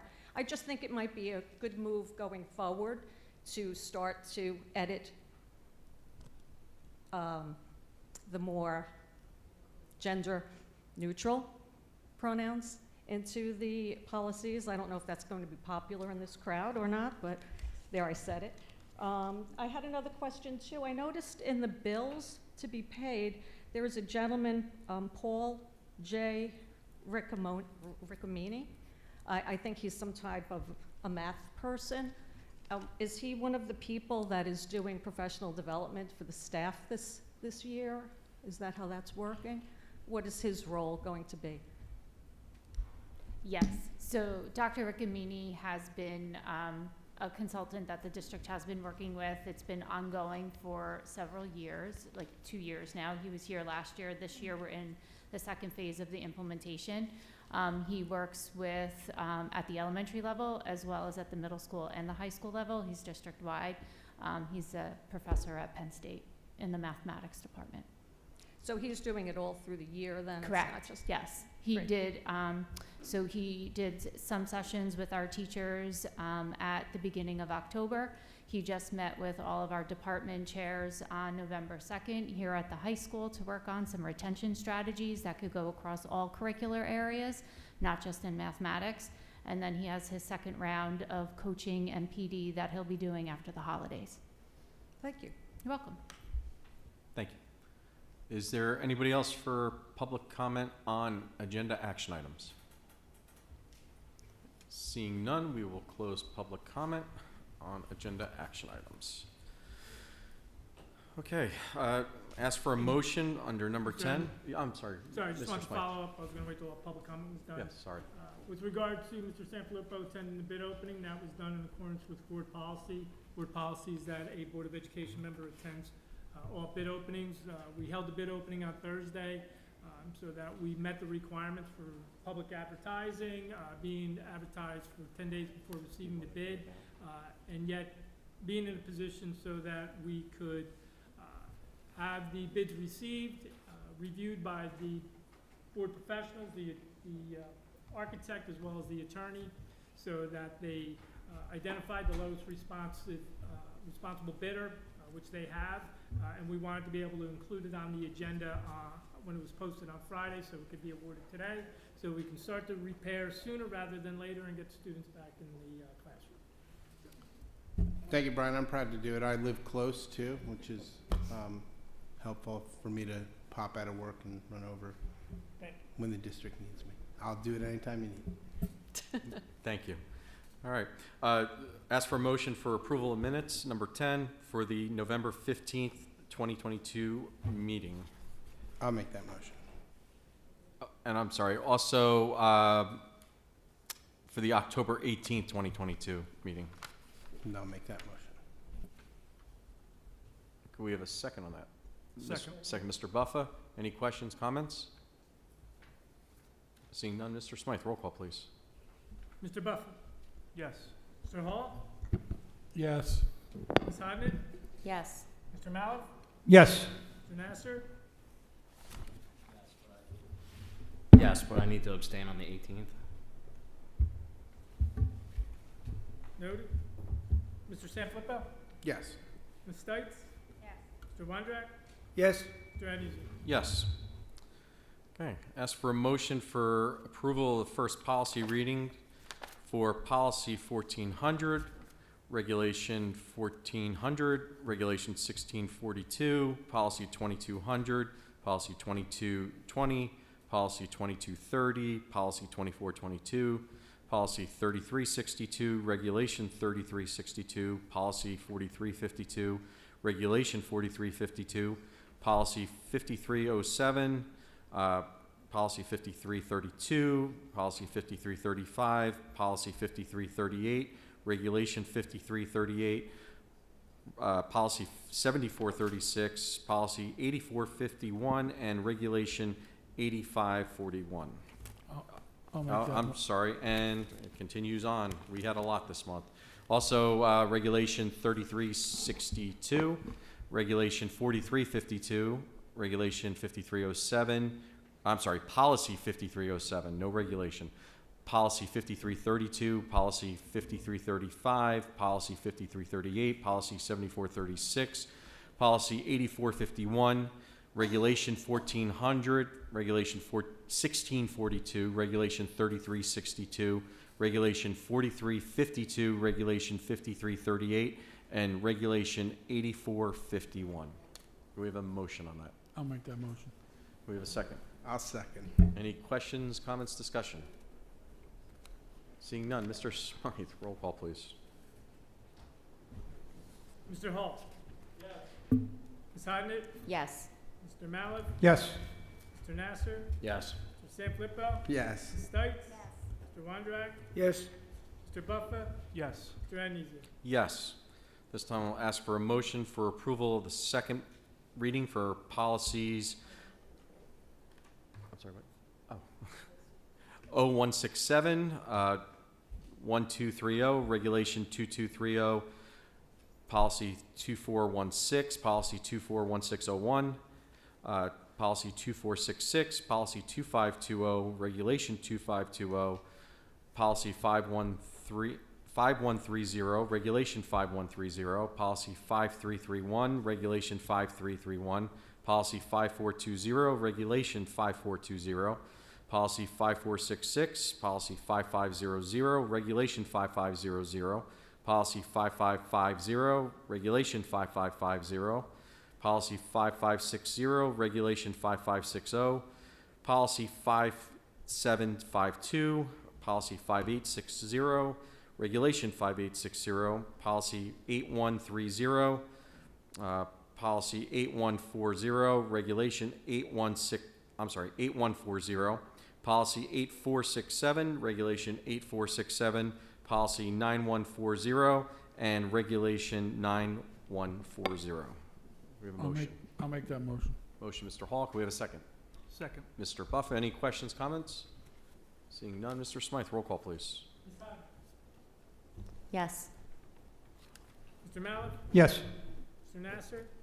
Yes. Mr. Sanfilippo? Yes. Ms. Stites? Yes. Mr. Wondrak? Yes. Mr. Buffer? Yes. Mr. Hall? Yes. Mr. Agnesi? Yes. Okay. This time I will ask for a motion to approve our consent agenda for 12, 13, 14, and 15 on our agenda. We have a motion on that. I'll grant that. Oh, sorry, that was loud. I'll grant that motion. Motion, Mrs. Hodnick. Can we have a second? Second. Second, Ms. Stites. Any questions, comments, discussion?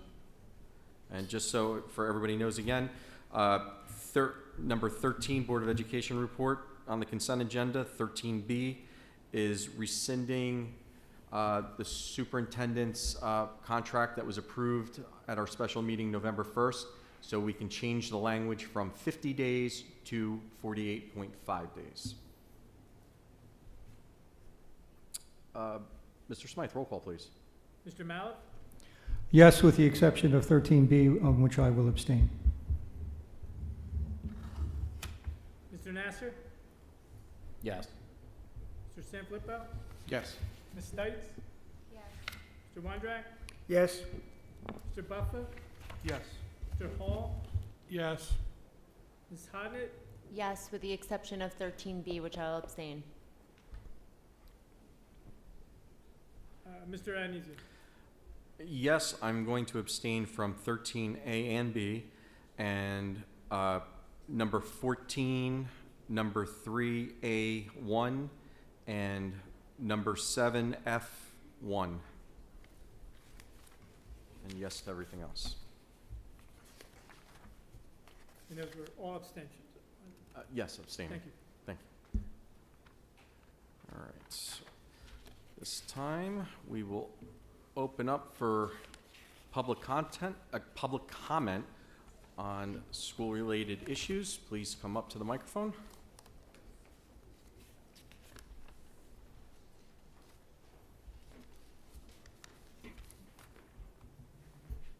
Sarah Venezia, Wall Township.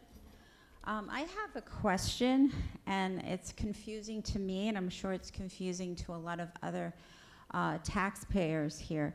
The unfortunate accident that occurred, the car accident into the wall, and the meeting that required the bid, could someone explain how payment happens? Like, are we picking up the tab, or is the insurance company part of this? Can someone just explain that to me? I'm done with my question one. Yeah. Okay, so question one. You can Go use ahead. my time to answer. That's fine. We'll answer the questions at the end. And also, I'm confused. Betsy brought up a point. The attorney fees, the $41,000. Who exactly is paying that? Because that's confusing. Okay. Is the board paying that to Betsy, or is the attorney paying that? Did you have any other questions? No. Okay. We'll answer all the questions at one time. Okay, great. Go ahead. Well, if you're I'm done, done. you can go sit, and then Okay. we'll answer. Thank you. Okay.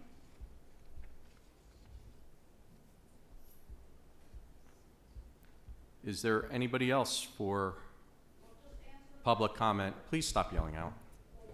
Point of order. Yes. Is there anybody else for public comment? No.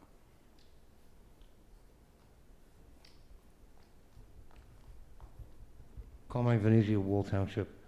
Please excuse my appearance. I had some major mouth surgery, so if I'm not speaking clearly, don't hesitate to ask me to repeat myself. I'll try. I don't know. The last meeting that we were here, there was a lot of confusion, which resulted in some very bad headlines in the newspapers that this board doesn't need. And that was police were called. I still don't know what police were called for.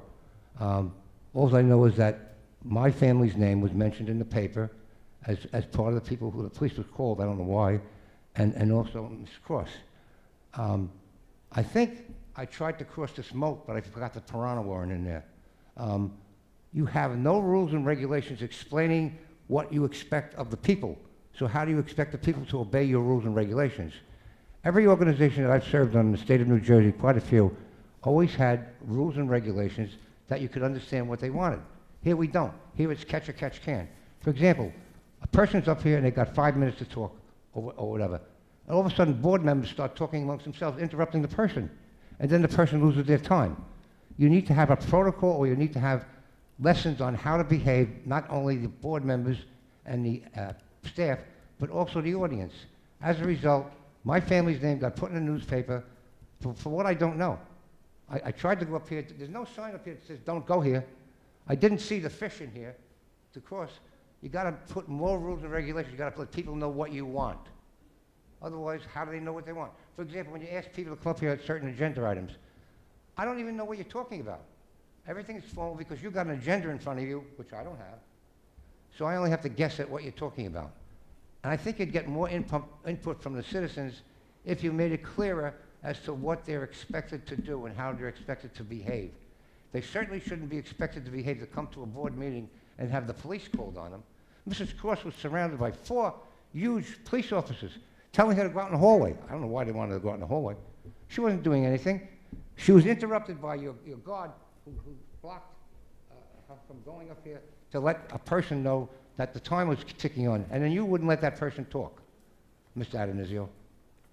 I don't know what it is that you want. This board is supposed to be for the people, not for you. We're part of the people, you're part of the people. We're all people. We're all residents of this town. We want to make our community better, and you need to help us by showing us what you expect in the way of behavior. Thank you. Thank you.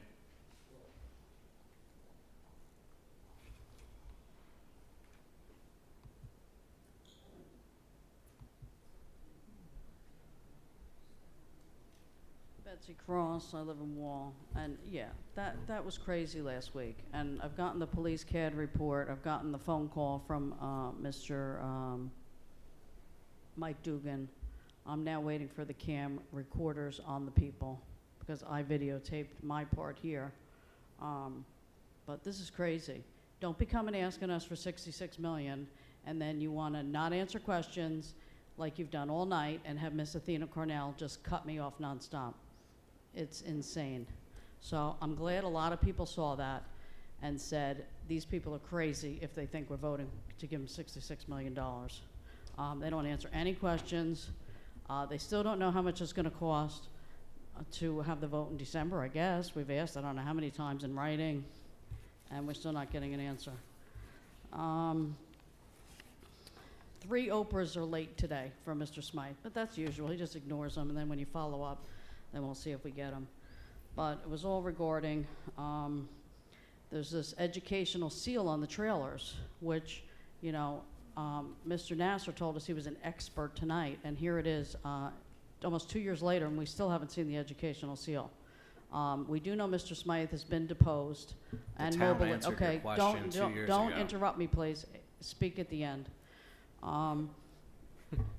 We don't know where these trailers came from. That's not true. Where'd they come from? It was in the report. This has been discussed. We're not going over it anymore. The Okay, facts be are out quiet. there. Please, be quiet. Please tell the Mr. Smythe truth. has been deposed. Please tell the When truth. you The put facts. when you put his deposition online, then you can ask for 66 million. Mobile Lease has also been deposed. The person that wrote the cease and desist. God knows where those trailers came from. Princeton. And you slopped a coat of paint on them and shoved kids in them with the mold. Not true. You were given 625,000, but you bought the 339 trailers. That's what happens when you get money. It's like a money laundering scheme. People are sick of it, and they do not want to continue with it. That Point is of false. clarification. Yes. Mr. Anisio, did you buy the trailers? No, I Okay. wasn't here. Brian You weren't Smythe on the was board? here. No, I wasn't on the Okay. board. I don't Thank think you. you weren't on the board either, correct? Brian Oh, okay. Smythe was on the board. He's sitting right up here, and he still refuses to answer questions. Mr. So- Smythe is still not on the Board of Education. Mr. Smythe was the business administrator with James Habel, who went to jail. His other boss went That's to true. jail, and That is true. Ratako went to jail. Which, so he's the Vertaco last had man nothing to do with standing. Wall Township, by the way. Right. Where he worked, his prior employer, it was the exclusive architect for Tom's River. So you can All right. search it. This is Wall Township. A 3-hour F&F minute meeting is documented. It's not even a page. So that's why people are nervous with a referendum for 66 million. If you can't even document in 3 hours more than a page, that's a big problem. And there are no, don't interrupt me, Mr. This is Nasser. comical, because There did are you no even read the attachments. minutes? I read it. There's It's no insanity. attachments. There's Your no allegations attachments. are You could put insanity. numbers on here. This is what Mr. Smythe used to always do. Put numbers on here, and he's got no backup. Mr. Smythe never wrote committee minutes. I have seen. I him wrote the write committee that. minutes, Yeah. and we discussed insurance. It's all in there. Attached documents, yes, and I'm waiting for those, the Diploma Joint Insurance Fund contracts. That was due today. Those haven't, that was never sent. How difficult can it be? They're emailed to you. Just forward the email. I asked for minutes for a meeting, and those were not returned. And my third one was that educational seal that should have been attached to the report that wasn't signed, wasn't on letterhead, and wasn't signed letterhead, and it, you know, we had the people that were doing the interviews not even here. So it'll all come out when Mr. Smythe is deposed, but I guess he's going to keep pushing it off as long as he can. And the same with, we'll see with Mobile Lease what happens. But people are lining up to testify against Mr. Smythe. So the list is getting longer, and one person, you know, one person will give the information, and that'll be the end of it. So I'll be glad when this is over.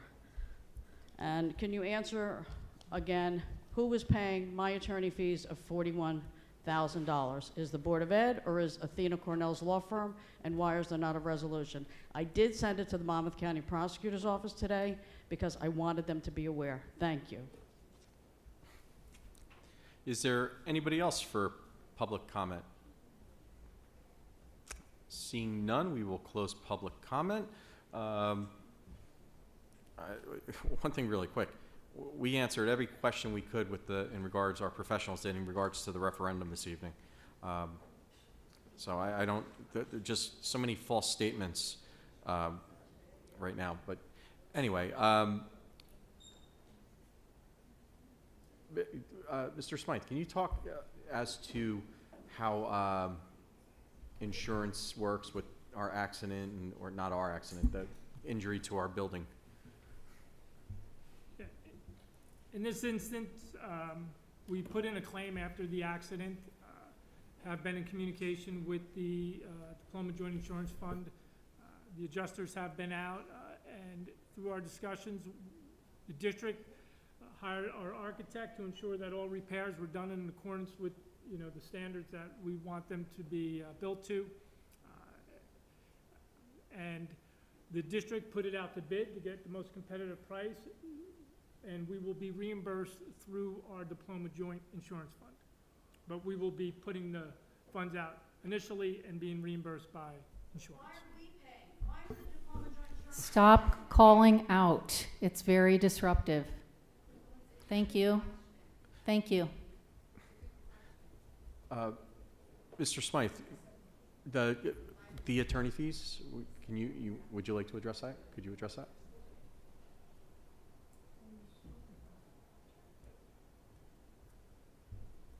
With regard to the attorney fees, related to the settlement, the district is required to make payment to the attorney as part of the settlement, and we received communication from our law firm, Athena Cornell's law firm, that they were reimbursing us the cost of the settlement amount of that resulted from the Oprah lawsuit. We did not feel that the taxpayers in Wall should have to bear the burden of the abusive process, as well as the fishing expeditions that occur routinely with regard to Oprah requests from Ms. Cross. So that's the arrangement that we made. And please stop calling out. It's so disruptive. It's not a win or loss, Mrs. Cross. Let's be accurate again. The false information spreading has really gotten to a level where you're really grasping at straws in order to manipulate information as to any topic that was discussed tonight. Thank you. Stop calling out. It's extremely disruptive. Please respect the other people in the audience. Mr. Nasser. Yeah, I know, when we get the flurries of emails from Mrs. Cross, it's probably sometimes hard to track. So let me read this one from Mr. Robert Torrance on June 29, 2020 with regard to your seal. He says, Betsy, I personally inspected these modular units when they were installed, and I personally checked each of the units to make sure they had the required certification labels, sticker, required by code, and checked the serial numbers against the plan submitted. The serial numbers are listed on mobile lease plans dated 6/7/07 on page 2. You have previously been provided with copies of these plans under a previous Oprah request.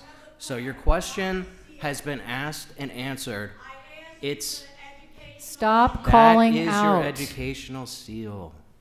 That's your educational seal. Stop calling out. It's very disruptive. Asked and answered. And while we're on the report, I do want to, thank Ms. Cross for putting so much focus on the report, because buried in there's an interesting snippet about the trailers and having capital projects on the agenda that got rejected because of budget issues. So this is another reason, I think, why we need to be open to having a referendum, because putting those capital funds together are going to be tough otherwise. Thank you. Thank you.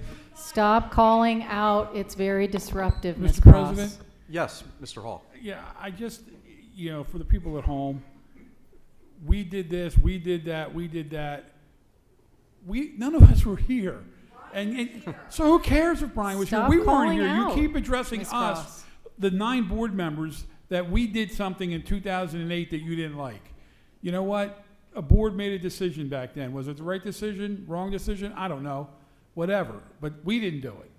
Okay? We're trying to move forward, and you keep wanting to talk about 2008 and a seal on a trailer that was, it's insanity. Do you ever get embarrassed, Ms. Cross? Really? I know. It's obvious. It's truly amazing that, I don't even know what to say anymore. So. Thank you, Mr. Hall. And also, just in regards, Mr. Smythe does not purchase anything without a Board of Education, no matter what board it is, approving something at a public meeting, voting on it, and then he goes out and purchases what they approve. So he doesn't get to color outside the lines. He has to play inside those lines, which he has always done, and report after report and investigation after investigation always comes up with the same conclusion. Wall Township is very well run and does a good job. Any other board members have anything?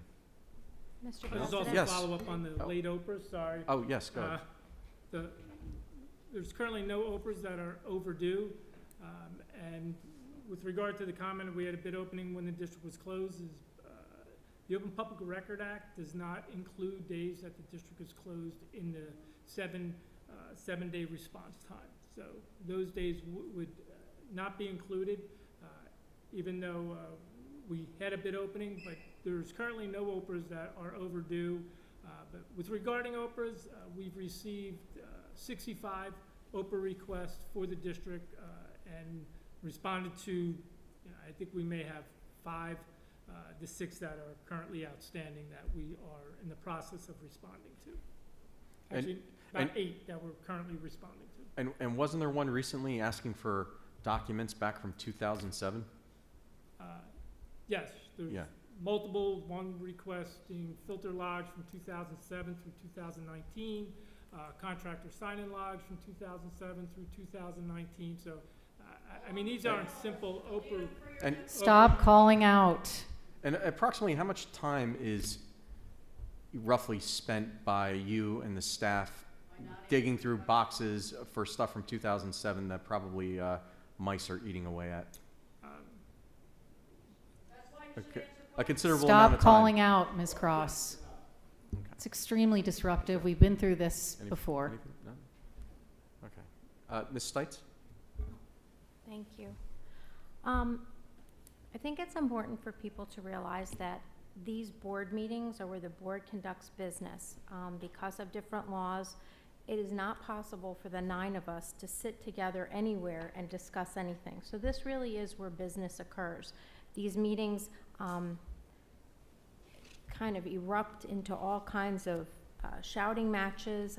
I do agree with the gentleman who got up and spoke in terms of needing rules to how we conduct the meetings. I do want to point out that policy 0167 is in fact our public participation in board meetings policy.